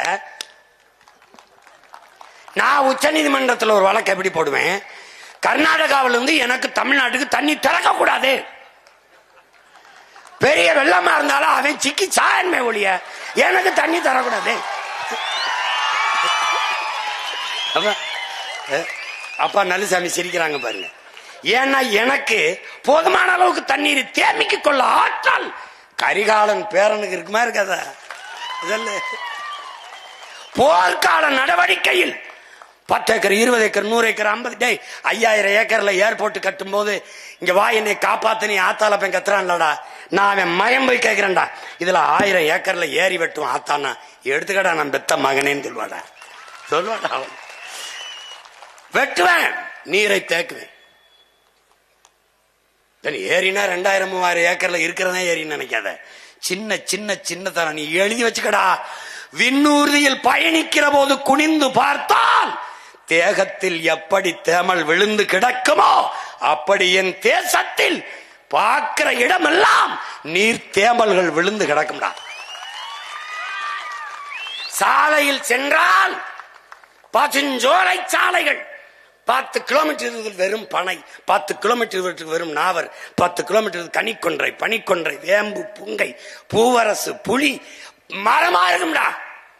திருமணம் 1000 ஏக்கர்ல ஆடுறா, 1000 ஏக்கர்ல மாடுறா, கூட்டு வேளாண் பண்ணைடா, இல்லைன்னா நீரி தேக்கம்டா, இல்லைன்னா காடு வெற்றிடம் என்று ஒற்றடம் இருக்காதடா. இதுதான் என் நம்பி துறை சொல்றாரு. பல கோடி பனை திட்டம், 10 ஆண்டு பசுமை திட்டம், 10 ஆண்டுகளில் பிரபாகரனின் பிள்ளைகள் கரிகாலனின் பேரைகள் என் தாய் நிலத்தை பச்சை போர்வையால் போத்திருவேன். பச்சை பசேர் என்று இருக்கும். இப்பவும் நீ விண்ணூர்தியில் இருந்து பார்த்தீங்கன்னா என் நிலம் பச்சை பசேர் இருக்கும். என்னது? சீம கருவேலை. அது இறங்கி பார்த்தா தான் வேலி முள்ளுன்னு தெரியும். மேல இருந்து பார்த்தா என்ன செழிப்பா இருக்குப்பா, பச்சை பசேர்ன்னு இருக்குப்பா. பாத்துக்க. இவ என்ன பண்றான்? அந்த நீரை சேமிக்காம என்ன பண்றான் பாரு. இந்த நீரை பூரா கடல்ல சேர விடுறான். கடல்ல எப்படி சேருது பாரு. மறுபடி கழிவு நீர் ஆக்குறான். இந்த நீரை சேமிச்சு, பெய்கிற மழையை சேமிச்சு, ஆழ்ந்து கவனி, தூய குடிநீரை இயற்கை சுத்திகரிச்சு நமக்கு கொடுக்குது. இதை சேமிச்சு வைக்காம கடலுக்குள்ள விட்டுட்டு அடுத்து என்ன சேட்டையை பாரு. பெரும்பகுதி 6 பல மாதங்கள் நீர் பற்றாக்குறையை சந்திச்சிருது, வறண்டுது. ஏன்னா அங்க போய் நீரை சேமிக்காதனால. அப்ப என்ன செய்து, என்ன பண்றான்? நீரை கடல்ல விட்டுட்டு கொஞ்ச நாள் கழிச்சு இந்த கடல் நீரை சுத்திகரிச்சு குடிநீர் ஆக்கிறேன் உங்களுக்கு கொடுக்கிறேன்ட்டு போட்டிருக்கான் பாரு. 50,000 கோடி செலவு பண்றாங்க. இயற்கை தூய குடிநீரை கொட்டுது காலில். புடிச்சுக்க குடிச்சுக்க புடிச்சுக்க குடிச்சுக்க புடிச்சுக்க குடிச்சுக்க. நீ கொழுப்படுத்து போய் அதிலே திருப்பி விட்டு அதை சுத்திகரிக்கணும். அது சிரிக்குது. ஏடா பைத்தியக்கார பைய மக்களை, ஏடா உங்களுக்கு அறிவில்லையடா? அறிவில்லை. கடவுள் ஒருத்தன் படகுல போய் விழுந்துட்டான் கடலுக்குள்ள. கடவுளே என்னை காப்பாத்தணும்னு ஒரு படகுல வருது, ஒரு படகு. வா வா அப்படின்னு வந்து பிடிடா கைய, படகுல ஏறான. நீ போ, கடவுள் வரணும், வர்றாரு, கடவுள் வருவாருன்ட்டு எவ்வளவு சொல்லிட்டே வாடா, வரமாட்டேன்டான், போயிட்டாப்ல. திருப்பி ஒருத்தன் உலங்கூர்தியில வரான் ஹெலிகாப்டர்ல, கட கட கட கட கட கட கட கட கட கட. டேய் வாடா, அந்த கையை பிடிச்சிட்டு மேல வாடா. போயா, கடவுள் வருவார் என்னை காப்பாத்த. போயிட்டாரு. திருப்பி கப்பல் வருது, கப்பல்.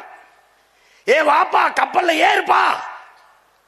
வரமாட்டேன், என்னை காப்பாத்த கடவுள் வருவாருன்னு வம்படியா நிக்கிறாப்ல. இப்ப போயிருச்சு கப்பல். கடைசியா தண்ணியை குடிச்சு சாக போறேன். அப்ப ஒருத்த கேட்கிறேன், 3 உங்களை வந்து இவ்வளவு நம்பி இருக்கானு. டேய் பைத்தியக்கார பையில, 3 தடவை போனேன், படகுல போனேன், வாடான்னு கூப்பிட்டேன். மறுபடி இதுல உலங்குருதியில போனேன் ஹெலிகாப்டர்ல, மறுபடி கப்பல்ல போனேன். அவன் எங்கடா என்னை நம்பினா, கடவுள்னா எப்படா வரும்? நான் தான் 3 முறை போய் வாய்ப்பு கொடுத்தேன் வாடான்னு. அப்புறம் வரலைன்னா சாகிறத தவிர என்ன பண்றது? அவன் சாக வேண்டிய ஆள் தான் விட்டு விட்டாப்ல. புரியுதா? அது மாதிரி இந்த மழை, இந்த கடல், இந்த சூரியன், இந்த மேகம் எல்லாம் பார்த்து சிரிக்குது. பைத்தியக்கார பையவில்லை. டேய், அதுக்கு தாண்டா தண்ணி குடிங்க, வாட்டர் குடிக்காதீங்கன்னு சொல்றேன். சோறு தின்னுங்கடா, ரைஸ் திங்காதியடா, சாதம் திங்காதியடா, மானம் கிட்ட அறிவு கட்டு போயிருவியடான்னு அதுக்கு தான் சொல்றேன். தண்ணீரை கொண்டு போய் கடல்ல விட்டுவிட்டு அந்த காவாளி பயலுக 50,000 கோடிக்கு சுத்தி இருக்கிறான். 50,000 கோடிக்கு எத்தனை நீர்த்தேக்கங்களை வெட்டி இருக்கலாம் என்று அறிவார்ந்த தமிழ் சமூக பிள்ளைகள் நீங்க ஆழ்ந்து அறிந்து சிந்திக்கணும். பாரு, எத்தனை ஏரியா வெட்டிருக்கலாம். இங்க பாரு, இது மாதிரி எத்தனை ஏரியா வெட்டிருக்கலாம்,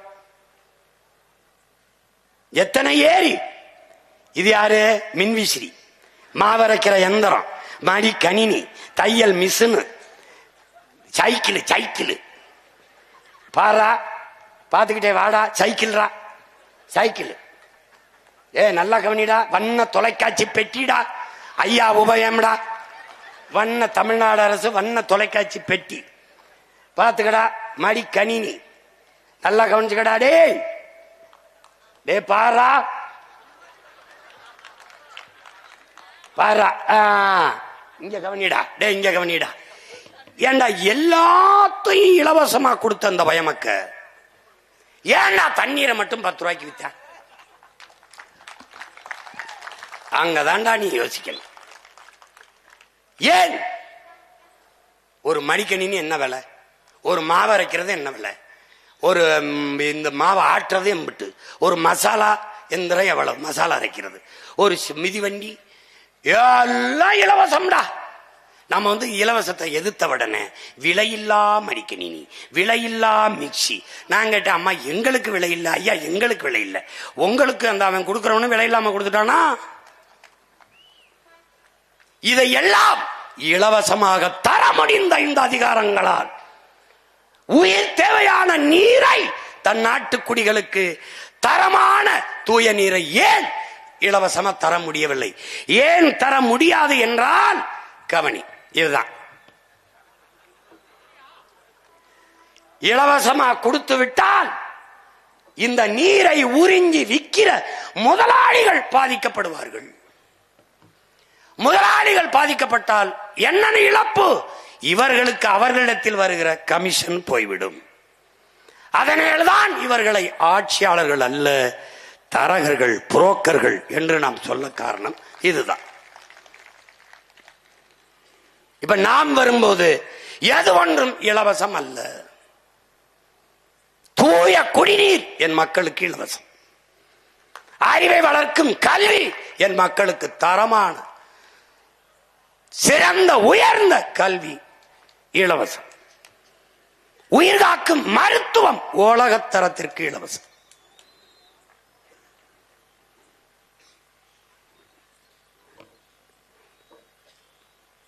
பாரு, போத்தல் அடைச்சி விற்கிறான் முதலாளி. தூய குடிநீர் என்று அவன் சொல்றான். இது தூயதல்ல, தீயது என்று நாம் சொல்றோம். இந்த புட்டி நீர் ஒவ்வொரு நொடிக்கும், ஒவ்வொரு 8 நொடிக்கும் பல குழந்தைகள் உயிரிழக்குது. ஏன்னா தூய குடிநீர் என்று அவன் நஞ்ச வியாபாரம் பண்றான். நீ இதை பாரு, உனக்கு பார்க்கும்போது தான் உனக்கு தெரியும். மேத்யூ பார்லோ என்கிற நீரியல் எழுத்தாளர் என்ன சொல்றான், இதுல நச்ச கலக்கிறான்டாங்கிறான். இந்த நீர் குடிக்கும் போது ஒரு சுவை வருவதற்காக அவன் இது தூய நீர் அல்ல வரு, so pure we promise nothing. இந்த அவன் என்ன பண்றான், இந்த நீரை தூய குடிநீர் என்று டயமெத்தோட் இந்த விஷம் மருந்து கலக்கிறான். 13 மடங்கு இதுல கலக்கிறான். இது பூச்சிக்கொல்லி அல்ல, உயிர்கொல்லி. இதனால என்ன வருதுன்னு நீ நினைக்கிறீன்னா, பிறக்கும் போதே குழந்தை புற்றுநோயோட பிறப்பது, தாய்களுக்கு மார்பு புற்றுநோய் வருவது, 3-4 வந்தது டைமெத்தட். இதுல பாத்துக்க, உயிர்கொல்லி. பூச்சிக்கொல்லின்னு சொல்லக்கூடாது. ட்ரஸ்ட் இன் எவரி டிராப் என்ன சொல்றான் பாரு. பூச்சிக்கொல்லின்னு ஏன் சொல்லக்கூடாதுன்னா, அப்பாட்ட கேக்குறாங்க, பூச்சிக்கொல்லின்னா பூச்சிக்கொல்லியை குடிச்சா நீ உயிரோட இருப்பியா, செத்து போவ. அப்படின்னா அதுக்கு பூச்சிக்கொல்லி இல்ல, உயிர்கொல்லி. அதனால இது உயிர்கொல்லி. இந்த நீரை நாம குடிக்கிறோம். அது குடிக்கிற தன்மையோடு இருக்கா? ஆர்கனோ பயாபாஸ், இந்த ஆர்கனோ குளோரிஃபார்ம், இந்த பாரு இதுல அந்த இங்க பாரு, சுழியம் புள்ளி, சுழியம் 5 மில்லிகிராம் மேல இருக்கக்கூடாது. ஆனா சுழியம் புள்ளி, சுழியம் 7-3 மில்லிகிராமுக்கு அவன் கலக்கிறான். இந்த பாரு,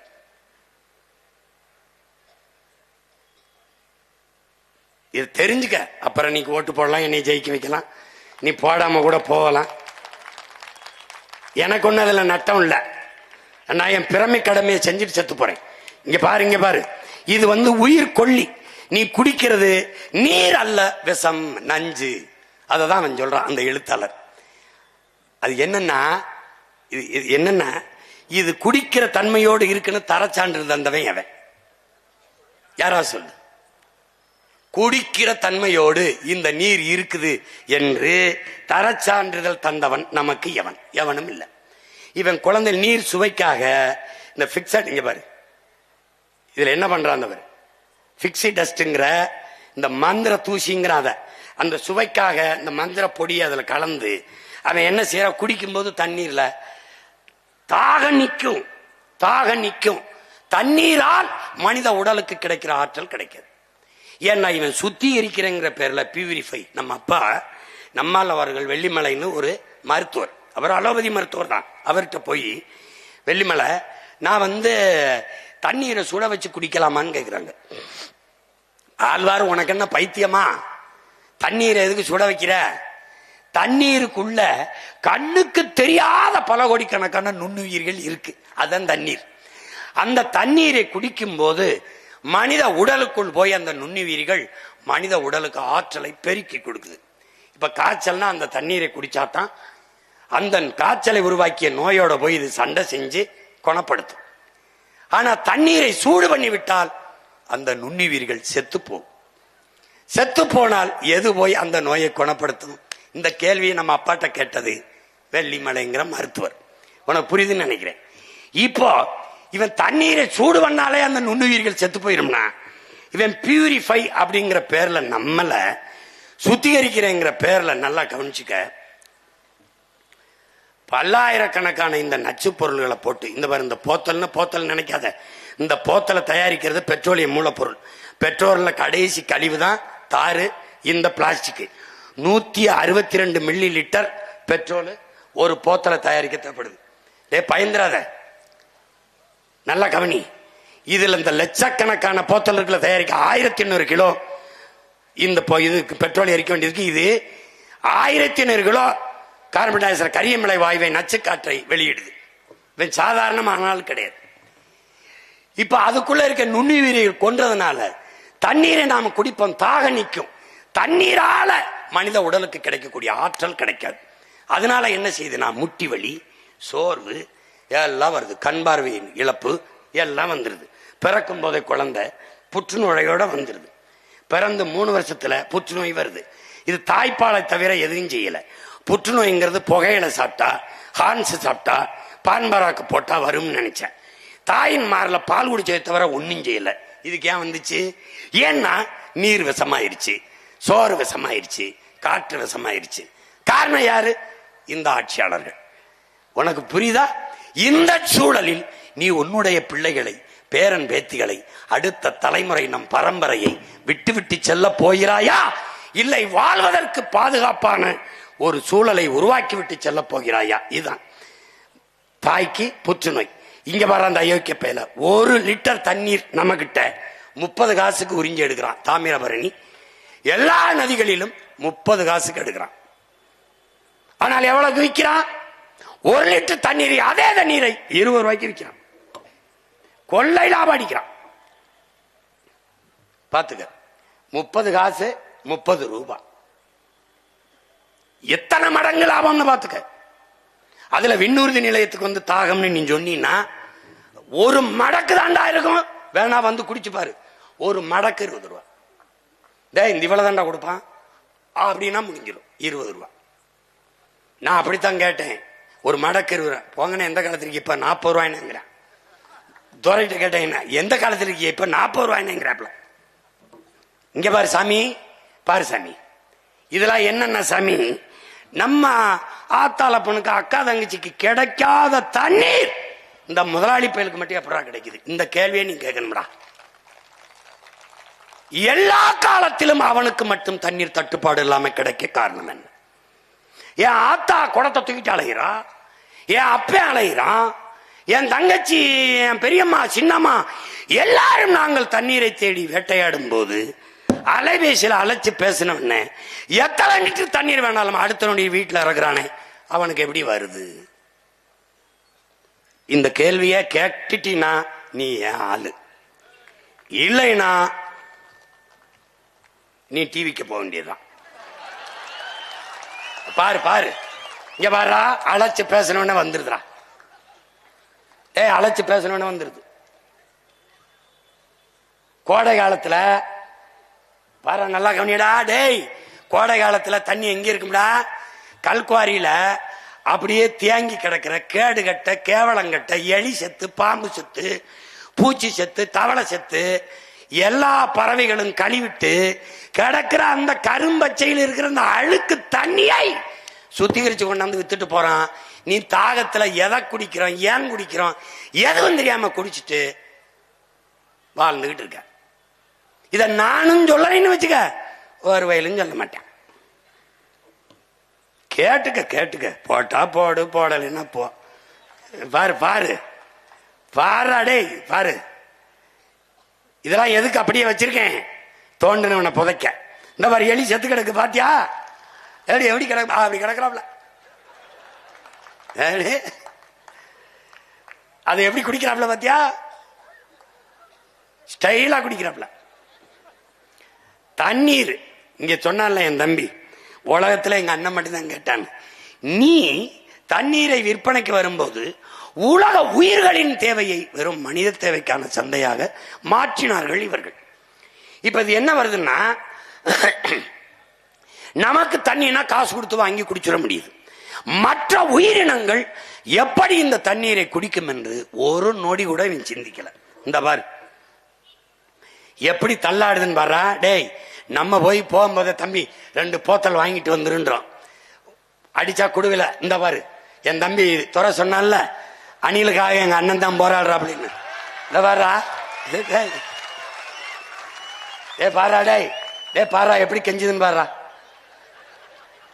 அந்த போத்தலை கையில வச்சிருக்க உங்க அண்ணன் தான்டா. இந்த பாரா பாரா, இது காட்டுறது நிறைய காணொளி தேடணும், கிடைக்கல. இங்க பாரு, இது உனக்கு ஒரு மாதிரிக்கு காட்டுறேன், புரிஞ்சுக்கிறான்னு நினைக்கிறேன். பாம்புடா, விச பாம்புடா, கொத்திப்புறம் கொன்னூறும் நினைக்காம தண்ணியை ஊத்துறாரா, குடிச்சிட்டு போதுரா. டே, இந்த பாம்புலாம் உங்களை நல்லா இருக்க விடாதா? டே சாமி, டே இங்க பாரா பாரா, மாடு நிலைமைய பாரா, தேனீக்கள் நிலைமைய பாரா. டே தேனீக்கள் நிலைமை, தேனீலாம் செத்து போச்சுன்னா நம்ம செத்து போயிடுவோம்டா. ஆல்பர்ட் ஐன்ஸ்டீனுங்கிற விஞ்ஞானி சொல்றான்டா, 4 ஆண்டு கூட மானோட சமூகம் இருக்காதுன்னு. தேனீக்கள் இல்லைன்னா எதுவும் பூக்கும்டா, காய்க்காதுடா. மிகப்பெரிய உணவு பஞ்சம் வந்து சோத்துக்கலாம செத்து போயிடுவோம்டா. பாரா டே பாரா, இந்த சிட்டுக்குருவிலாம் பண்ண பாவம் என்னடா? இந்த பூமியில இந்த மனுஷப்பைய வாழ்றதுக்கு எல்லாத்தையும் கொள்றான்டா. டே கொள்றான்டா. இங்க பாரா டே, இங்க பாரா, கொத்த வர பாம்பு தவிச்சு நிக்கிறத பாரா. பாரா இங்க பாரா, எறும்பு பாடுறா, என்ன பாடுபடுது பாடுறா. பாத்துக்கடா சாமி, புரியுதா? இனிமே நான் போராட்டம், இந்த எறும்பு ஆடு மாடு நாய் நரிக்கெல்லாம் ஓட்டுரிமை கொடுங்கன்னு கேட்க போறேன்.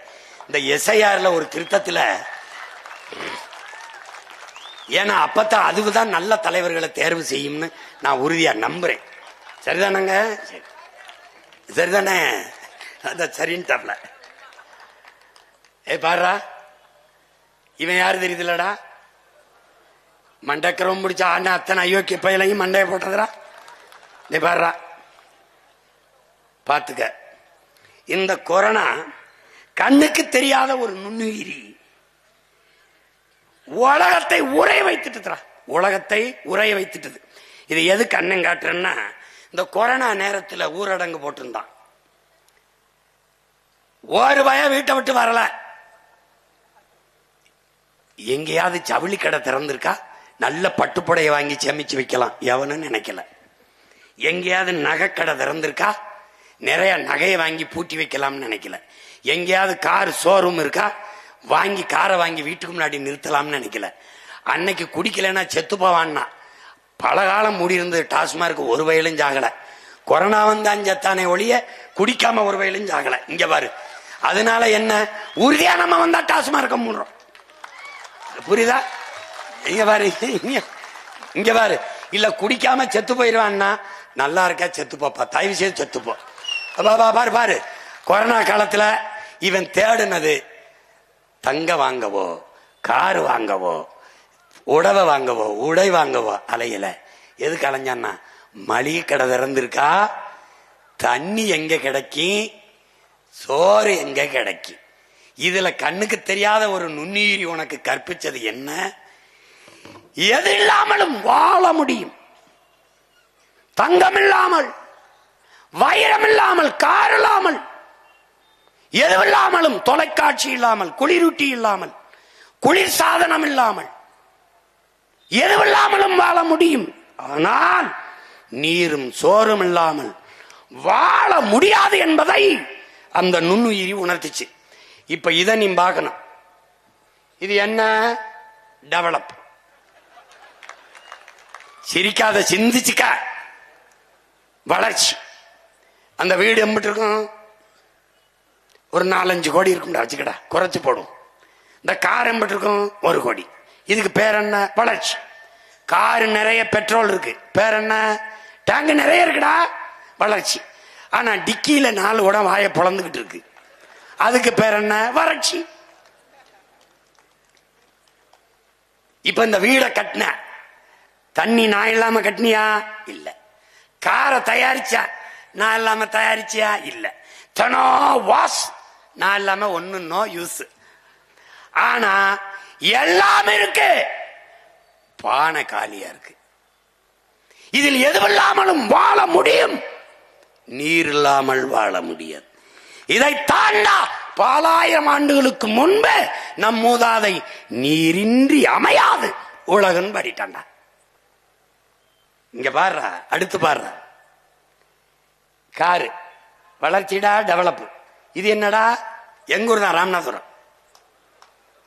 மோட்டர் பைக்கு எம்பிட்டா? மோட்டர் பைக்கு லட்சம். டேங்க் நிறைய பெட்ரோல்.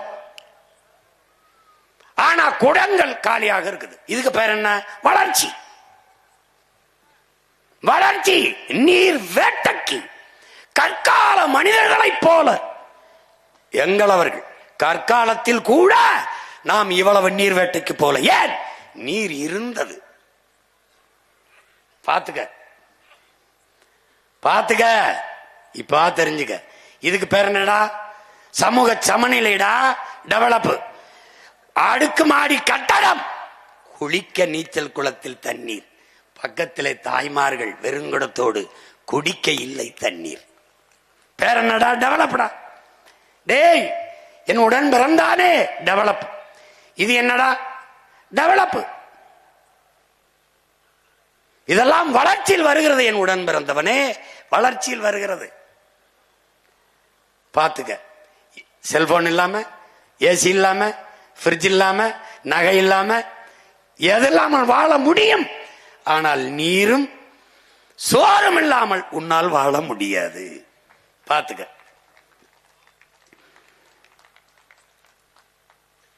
இது என்னன்னு பாத்தியா? இது யாருன்னு பாரு, இந்த நாடை பாரு. இது வெனிசுலா. இதுக்கு முன்னாடி நான் காட்டினது வெனிசுலா. சாவேஸ் அந்த நாட்டின் அதிபரை அந்த நிலத்தில் இருக்கிற எண்ணெய் கிணறுகள், அமெரிக்க எண்ணெய் கிணறுகள் வரைக்கும் என்ன பண்ணா, அரசுடைமை ஆக்கிட்டான். அதனால என்னாச்சு, பெட்ரோல் டீசல் விலை 10 ரூபாய்க்கு வித்தான். ஆனால் வேளாண்மையை கைவிட்டு தொழில் வளர்ச்சி என்று போன்றதனால் மிகப்பெரிய பஞ்சத்தை சந்தித்து அந்த நிலத்தில் காக்கை, குருவி, கொக்கு, நாய், நரி எல்லாவற்றையும் தின்று தீர்த்தார்கள். கடைசியா என்ன ஆயிடுச்சு, வறுமை. அப்ப என்ன பண்ணா காலுக்கு கீழே பணம். அந்த காட்சி தான் முதல்ல பார்த்தா. மிதித்து மக்கள் ஓடுகிறார்கள். பணத்தை குனிஞ்சு ஒருத்தம் கூட எடுக்கல. ஏன், பயன் இல்லை. எதை நோக்கி ஓடினார்கள்? கடைகளை உடைச்சு ரொட்டி துண்டை தூக்க ஓடினார்கள். இந்த நாடு என்னன்னு நினைக்கிற? இந்த மாதிரி பணத்தை பாரா நடந்து வராண்டா, ஒருத்தம் கூட குனிஞ்சு எடுக்கலடா. இது யாரு? இலங்கை. இவன் என்ன, 1 கிலோ ஆப்பிள் 1000 ரூபாய், 1 லிட்டர் பெட்ரோல் 5000, 1 லிட்டர் தண்ணீர் 1000. வீதிக்கு வந்துட்டான்டா, வீதிக்கு வந்துட்டா. புரட்சி, கிளர்ச்சி. என்னாச்சு? பலகாலம் அதிபராக இருந்தவன், 3 விழுக்காடு வாக்கை வச்சிருந்தவன் அனுரா திசநாயக்கா. 3 விழுக்காடு தான். சனதா விக்தி புரமணா 53 விழுக்காடு வாக்கை பெற்றது, அதிபராயிட்டான். ஏன்? கிளர்ச்சி. புரட்சியாளர் நெல்லின் சொல்லுகிறான், இதுவரை வாழ்ந்தது போல இனி வாழ முடியாது என்கிற நிலை உருவாகுமானால் மக்கள் தாங்களே கிளர்ந்து எழுந்து புரட்சியை முன்னெடுப்பார்கள். அந்த நிலை இந்த நிலத்தில் உருவாகும். அந்த புரட்சிக்கு இந்த மகனும் அவன் தம்பி தங்கைகளும் தலைமை ஏற்போம். இது நீ பாப்ப. இந்த பாரு இலங்கை. இது யாரு? இந்த இலங்கையை நீங்க கவனிக்கணும். இந்த இலங்கையில ராஜபக்ச அதிபர் வீடு மக்கள் முற்றுகையிடுகிறான். விலை உயர்ந்த கார்கள் அடிக்க வைக்கப்பட்டிருந்தது. என் உடன் பிறந்தானே ஒருவன் கூட காரை எடுத்துக்கிட்டு போல. காருக்கு தீ வச்சு கொளுத்திட்டு போனான். ஏன்? அவனுக்கு வேண்டியது கார் அல்ல, நீரும் சோறும். இத தெரிஞ்சுக்க. இங்க பாரு யாருன்னு. இவர் யாருன்னு பார்த்தாடா, பங்களாதேஷ் வங்க தேசத்தின் தந்தை முஜிபுர் ரஹ்மான். இந்தியாவில் இருந்து பாகிஸ்தான் விடுதலை, பாகிஸ்தான் இருந்து பங்களாதேஷ். காரணம் என்ன? இந்தியாவிலிருந்து பாகிஸ்தான் ஒரே மதம், ஓர் இறை, ஒரே வழி, நபிகள் நாயகத்தின் மொழி. பாகிஸ்தான் இருந்து பங்களாதேஷ் தனி நாடு. ஏன்? உருது ஆட்சி மொழி, அதிகார மொழி. முகமது அலி ஜின்னா டாக்கா பல்கலைக்கழகத்திலே படித்துக் கொண்டிருந்த முஜிபுர் ரஹ்மானும் அவன் நண்பனும் உருது ஆட்சி மொழி என்றால் என் தாய்மொழி வங்க மொழி என்னானது என்ற குரலை எழுப்பினான். கிளர்ச்சி, புரட்சி. தனி நாடு. மொழியின் அடிப்படையிலே, மொழி இனம் அடிப்படையிலே தேசம். அந்த தேசத்தின் தந்தை முஜிபுர் ரஹ்மான் விடுதலை பெற்ற நாட்டின் தந்தையை கழுத்து மேலே ஏறி நின்று கழுத்தை துண்டாக உடைத்து வீழ்த்தினான். காரணம் கிளர்ச்சி, பொருளாதார வீழ்ச்சி, பின்னடைவு.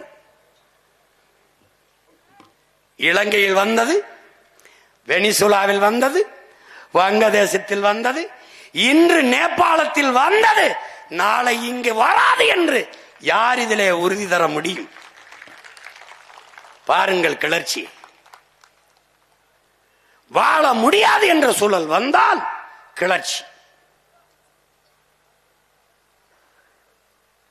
அந்த நிலைக்கு போவதற்கு முன்பு இனமான முக்க என்னுயிர் சொந்தங்கள் தெளிந்து அறிந்து கிளர்ந்து எழ வேண்டும் என்பதுதான் உங்கள் பிள்ளைகள் எங்களின் விருப்பம். அதற்காகவே இது போன்ற கருத்தியல் கூட்டங்கள், மாநாடுகள். நிலத்தடி நீர், இங்கே பேசிய நம்முடைய அப்பா கல்லு நல்லசாமி அவர்கள் குறிப்பிட்டார்கள். நிலத்தடி நீர் என்பது மனிதர்களுக்கானது அல்ல. நம்முடைய தந்தை பெரிய தகப்பன் நம்மாழ்வார் அவர்கள், நீர் பூமிக்கு மேலே தேங்கி இருக்கிறது மனித பயன்பாடு, பூமிக்கு உள்ளே இருப்பது மரங்கள், செடி கொடி, தாவரங்களுக்கானது. பாரு, நீ இப்ப எத்தனை ஆயிரம் அடிக்கு குழி போடுற பாரு, எத்தனை ஆயிரம் அடிக்கு உள்ள போகுது பாரு. 100 அடியில் 1000 அடிக்கு கீழே துளையிட்டு நீ நீரை உறிஞ்சி எடுக்கிற. ஆனால் இந்த மரங்கள் 1000 அடிக்கு கீழே, 400-500 அடிக்கு கீழே வேற இறக்கி நீரை எடுத்துக்கொண்டு வர முடியுமா? ஏன் சிந்திக்கவில்லை? ஏன் 1000 அடிக்கு கீழே போகிறாய், நீரை உறிஞ்சிக் கொண்டு வருகிறாய். பார், அங்கே பனை, தென்னை 1000 அடிக்கு கீழே போய் நீரை உறிஞ்சி கொண்டு வருகிற வாழக்கூடிய ஆற்றல் பெற்ற பனை கழுத்து முறிஞ்சு சாகிறது என்றால் 1000 அடிக்கு கீழே தண்ணீர் இல்லை என்பதை உணர்த்துது. உன் நிலம் பாலைவனமாய் கொண்டிருக்கிறது என்பதை உணர்த்துகிறது. அதுக்கு பாரு, இப்ப 1000 அடிக்கு கீழே போய் தண்ணீரை உறிஞ்சும் போது கடல் நீர் மட்டத்துக்கு கீழே நீ போயிடுற. அப்ப கடல் நீர் உள்ள வந்துருது, நிலத்தடி நீர் எல்லாம் உப்பாயிருது, ஒன்றுக்கும் பயன்படாத ஆயிருது. அப்ப 1000 அடிக்கு கீழே உறிஞ்சு கடல் நீர் பூமிக்குள்ளே புகுந்து விட்டால் எதற்கும் பயன்படாது. இங்கே பார், நம்முடைய மூதாதை இளங்கோவடிகள் முல்லையும் குறிஞ்சியும் முறைமையில் திரிந்தால் நல்ல இயல்பளந்து நிலம் நடுக்குற்று பாலை எனும் படிமம் கொள்ளும் என்று பாடுறார். முல்லை என்ன செய்யற? காடுகளை எல்லாம் அழிச்சிடுற. குறிஞ்சி மலையெல்லாம் நொறுக்கிற, கல்குவாரி. அப்ப நிலம் என்ன ஆயிருது? பாலை எனும் படிமம் கொன்றது. புரியுதா? எந்த உயிரினமும் வாழக்கூடிய வாய்ப்பு இல்லாது பூமி மாறிடுது. ஆக்குறது யாரு? நீதான். இப்ப கடைசிக்கு எங்க வர்றான்? இதுவரை நான் பேசினேன் அண்ணன், இப்ப நம்ம எல்லாருடைய ஆத்தா பேசுறா. யாரு? தண்ணீர். உலக உயிர்களின் மாதா, உலக உயிர்களின் தாய், எல்லா உயிருக்கும் பாலூட்டிய நம் பெருந்தாய் பேசுறா. தண்ணீரின் கண்ணீர் என்ன சொல்றா? என்னரும் பிள்ளைகளே, என்னருமை செல்வங்களே, எல்லாருக்குமாகத்தான் நான் பூமியிலே மழையாக விழுந்தேன், தூய நீராக விழுந்தேன். அதை நீ என்னவாக்கி வச்சிருக்கிறாய் பார். இது என்னன்னு நினைக்கிற? இது ஆறுல, காவிரி ஆற்றில் அவன் திறந்து விட்ட தண்ணீடா? டேய் பாரா, ஒரு தடவை என்ன செய்யறான்? ஆலை கழிவுகளை, சாய கழிவுகளை சேர்த்து வைக்கிறான். நமக்கு தண்ணீர் திறக்கும் போது அதோட சேர்த்து திறக்கிறான். எப்படி வருது பார். இந்த நீரை நதியெங்கும் ஓட விட்டு அந்த நீரை நிலத்துல பாசனத்துக்கு பயன்படுத்தினால் இந்த நீர் நஞ்சு. அது போய் நிலத்துல படிந்தால் என்ன விளையும்? நஞ்சு. இந்த நீரை எடுத்து குடித்தால் என்ன குடிக்கிறாய்? விஷத்தை. இந்த நீரை மற்ற உயிரினங்கள், மான், யானை, புலி, சிங்கம், கரடி, கொக்கு, குயில், மாயிலு எல்லாம் குடிக்கிறது. எதை குடிக்கிறது? விஷத்தை. பார் என்ன பண்ணி வச்சிருக்க என்பர். என்ன கேட்கிறா? இப்படியாடா நான் உங்களுக்கு தந்தேன், இப்படியா தந்த, அதை நினைச்சுத்தாண்டா நான் கண்ணீர் வடிக்கிறேன். என் பிள்ளைகளே, என் பிள்ளைகளே, நான் பெற்ற செல்வங்களே, உங்களை நினைச்சு தாண்டா நான் அழுகிறேன். இங்க பாரடா என் மக்களே, என் பிள்ளை செல்வமே, பாரடா உன் தாயின் வயிற்றிலே, உன் தாயின் வயிற்றிலே உன்னை பத்திரமாக உன் தாயின் கருப்பையிலே தண்ணீர் குடத்திலே நான் தாண்டா உன்னை சுமக்கிறேன். பாரா, கையை கால அசைச்சு இதமான வெப்பத்துல உன்னை பத்திரமாக பாதுகாத்து வச்சது நான் தாண்டா உன் தாயின் கருப்பைக்குள்ளே. பிறக்கும் போது மகனே, என் மகளே, என்னை உடைத்து தாண்டா பிறந்தாய். அந்த குடத்தை, உன் தாயின் பனி குடத்தை உடைத்து தாண்டா பிறந்தாய். பிறந்த உடனேயே நான் தாண்டா உன் உடலில் ஒட்டி இருக்க அழுக்கை துடைத்து குளிக்க வச்சேன். பாரா, பாரா நான் பெற்ற மகனே, பார், நான் தாண்டா உன்னை குளிக்க வச்சேன். உன் தாயின் மாறல முதன்முறை பசிக்கு பால் உடித்தாயடா, பால் நான் தாண்டா. வெள்ளை நிறத்தில் உன் தாயின் மார்பு வலியே பாலாக வந்து பசித்தவள் நான் தாண்டா. பாரடா, பாரடா நான் பெற்ற மகனே, பாரடா, பார், உன் தாயின் மாரில் பால் நான் தான். பார், பார், அவள் உண்ட தண்ணீரின் வழியாக நான் தானடா சோறு உண்டாய் பசிக்கு. பசிக்கு நான் இல்லாத ஏதடா உனக்கு உணவு? அரிசி ஏது, பருப்பு ஏது, காய்கறி ஏது, கனிகள் ஏது? நான் இல்லாது வாழை ஏது, தென்னை ஏது, மா ஏது, திராட்சை ஏது, கரும்பு ஏது, பூசணி ஏது, நெல்லி ஏது, மா ஏது, பால் ஏது, பழம் ஏது? பருப்பு எது? எதுவும் இல்லை நான் இல்லாது. சோறும் நீரும் உனக்கு கொடுத்து வளர்த்தவள் நான் தானடா. பாரடா என் அன்பு மகனே, பார் பார், நீ வளர்ந்து மகளே நீ பூ பெய்தாய், பெருமனுஷியானாய், உன்னை நன்னீராட்டு என்று குளிக்க வைத்தவள் நான் தானடா மகளே, நான் தான் பார், நான் தான் பார். பாரடா பார், நீ வணங்குகிற கோயில் குடமுழுக்கு நன்னீராட்டு நான் தானடா. பாரடா, நான் தான், நான் தான் என் மக்களே. பார், தீர்த்தம் புனித நீர் நான் தான், நான் தான். நீ செய்த பாவத்தை தொலைக்க புனித நீர் என்று கங்கை, யமுனை, சரஸ்வதி என்று முன்னதிகளும் கலக்கிற இடத்தில் குளிக்க வந்தாயடா, நான் தானடா. அது உன் பாவத்தை போக்கிய தாய் நான் தானடா. பாரடா, நான் தான். உன் பாவத்தை கழுவியவளும் நான் தான். பார், மகிழ்ச்சியில் சிரித்தாய், கண்ணீராக வழிந்ததும் நான் தான். துயரத்தை வடிக்க முடியாமல் அழுதாய், கண்ணீராக வந்தவளும் உன் துயரத்தை வடித்து கழுவியவளும் கண்ணீர் வழியே நான் தான். பாரடா மகனே, பார் பார், வளர்ந்தாய், வாழ்ந்தாய், வாழ்ந்தாய், இறந்தாய், நான் தானடா. பிறந்தாய், குளிக்க வைத்தேன், இறந்தாய், நான் தானடா குளிக்க வைத்தேன். உன் இறுதி பயணத்தை தொடர்ந்தாய், பிறக்கும் போது பனி குடத்தை உடைத்து வெளியே வந்து பிறந்தாய், இறந்த போது குடத்தை உடைத்து உன் பயணத்தை தொடர்ந்தாய். பாரடா மகனே, புதைந்தாய், புதைந்தாய், பூமிக்குள் இறுதியாக புதைந்தாய். உன்னை மூழ்கி உன் சவக்குழியை மொழியவன் நான் தானடா மகனே, நான் தான். பார், உன் சமாதியை எரிந்தாய், எரிந்தாய், எரிந்தாய், சாம்பலானாய், என்னில் தானடா உன்னை கரைத்தார்கள். பாரடா என் அன்பு மகனே, பாரடா என் அன்பு மகளே, என்னில் தானடா நீ இறுதியாக கரைந்தாய். தாய்ப்பாலை, தாய்ப்பாலை யாராவது வியாபாரம் செய்வார்களாடா பிள்ளைகளே? என்னை எப்படிடா உங்களுக்கு விற்கலாம் என்று எண்ணம் வந்தது? எப்படியடா, எப்படியடா என் பிள்ளைகளே, எப்படி எப்படி என்னை வித்து பிழைக்கலாம்?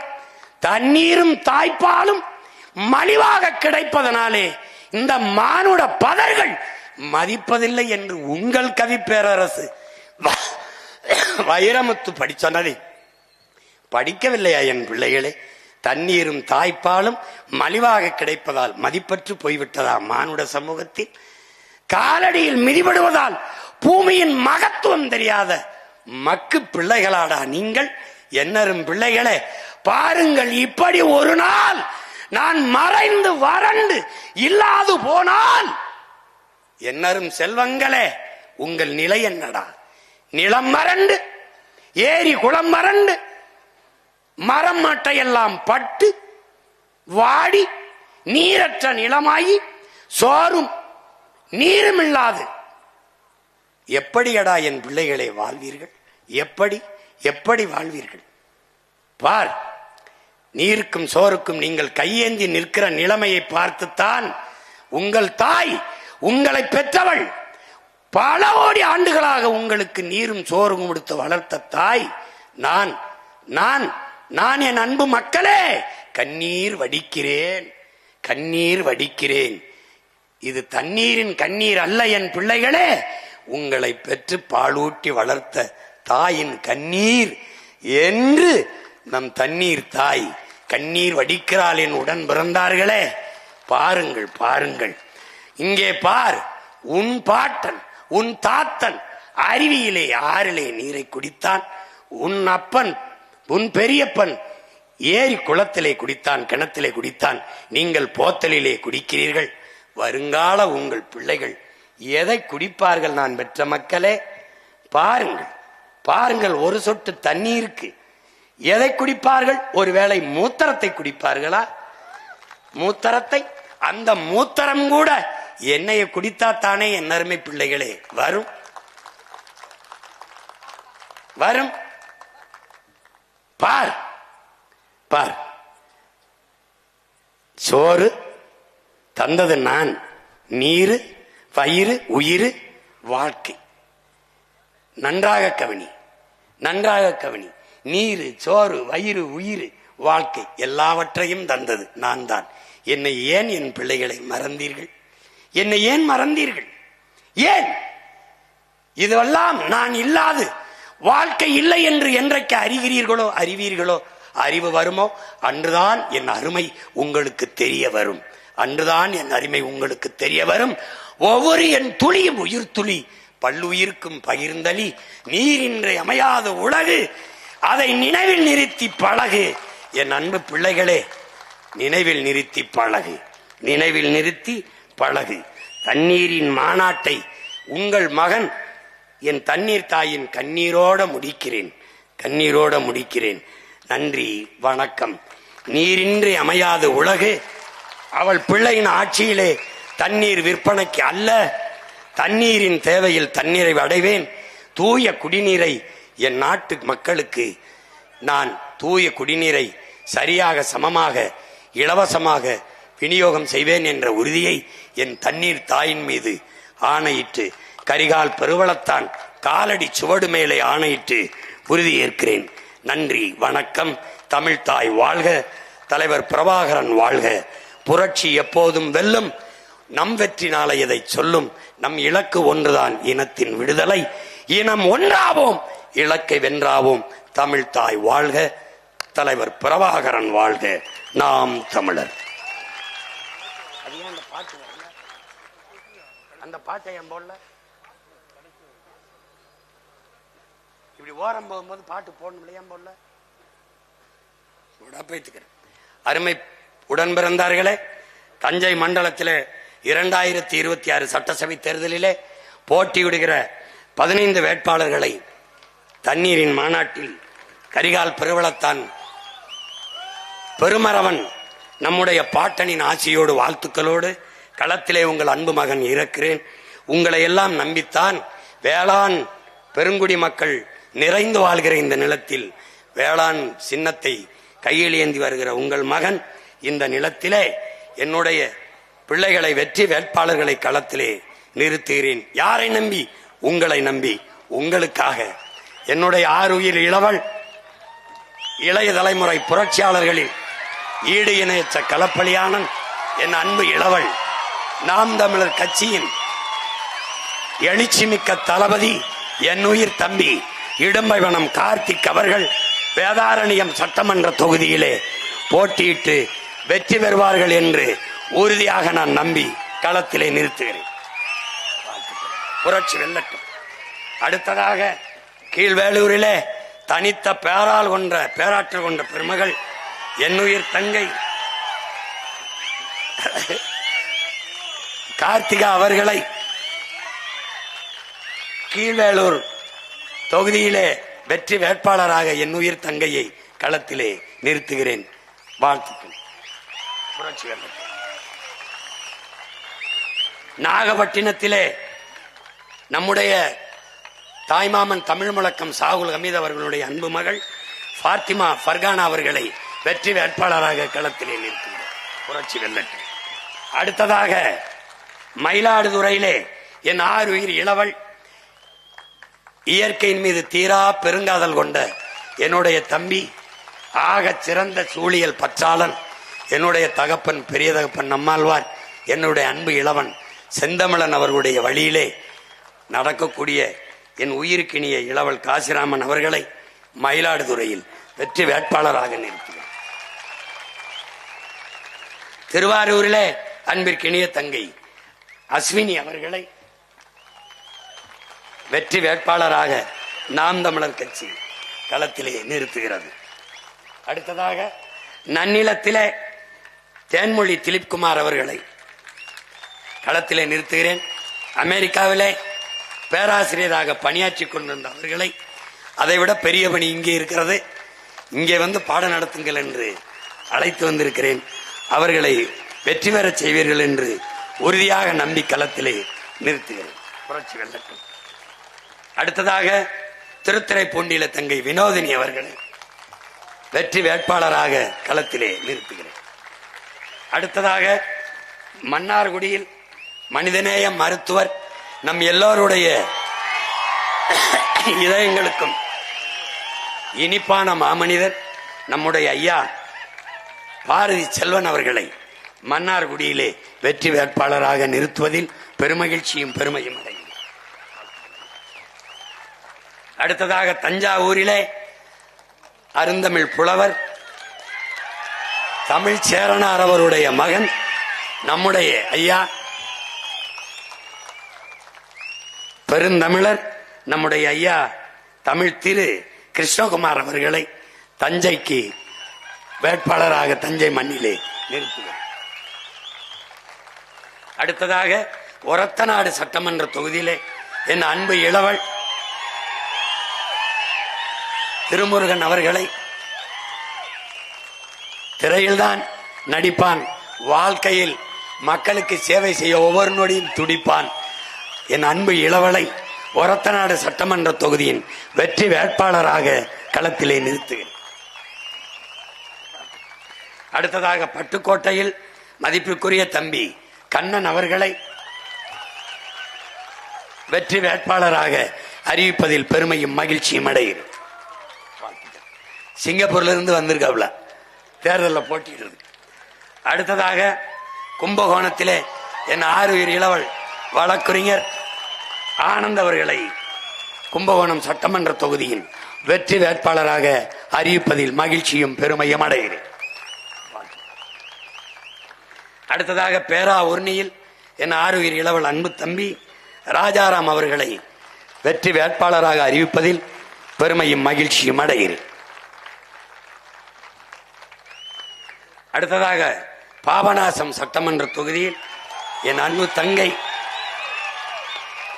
அனீஸ் பாத்திமா அவர்களை பாபநாசம் தொகுதியின் வெற்றி வேட்பாளராக அறிவிப்பதில் பெருமையும் மகிழ்ச்சியும் அடைகிறேன். திருவையாறு தொகுதியில் நம்முடைய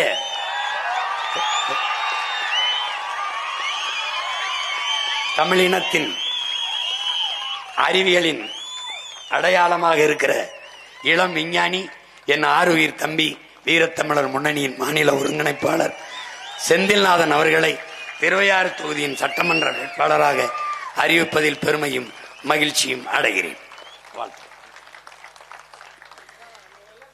இந்த வேட்பாளர்கள் நாம் தமிழர் கட்சியின் வேட்பாளர்கள் அல்ல, இந்நாட்டு மக்களின் உங்களின் வேட்பாளர்கள், தமிழர்களுக்கான வேட்பாளர்கள்.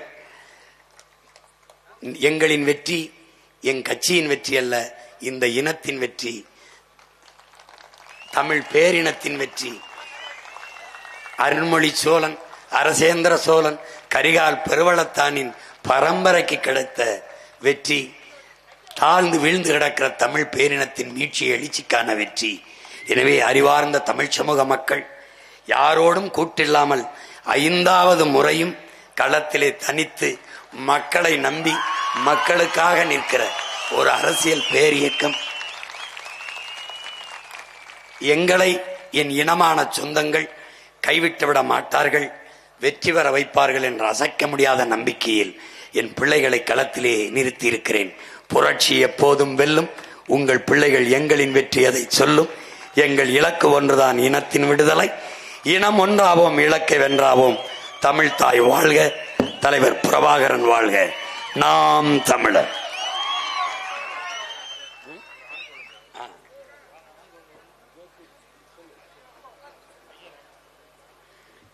இந்த அன்பு செல்வத்திற்கு நம்முடைய பாட்டனார் கரிகால் பெருவளத்தான் அவர்களுடைய பெயரை தாங்கி இருக்கிற திருமாவளவன் என்ற பெயரை சூட்டுகிறேன். திருமாவளவன்.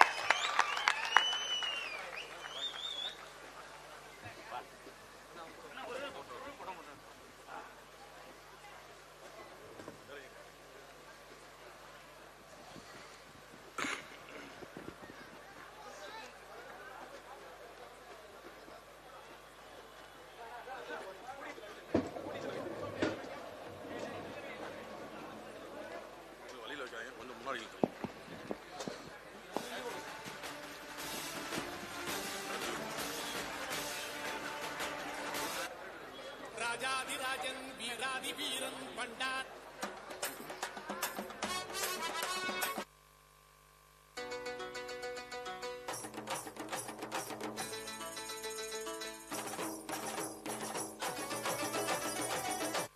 நாம் தமிழர் கட்சி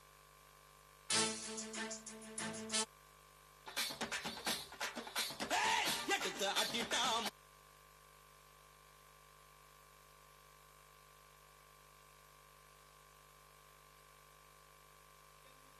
வீரன் பண்டாரவன்னியன் வழிவந்த பேரன் சூராதி சூரன் சூரிய தேவன்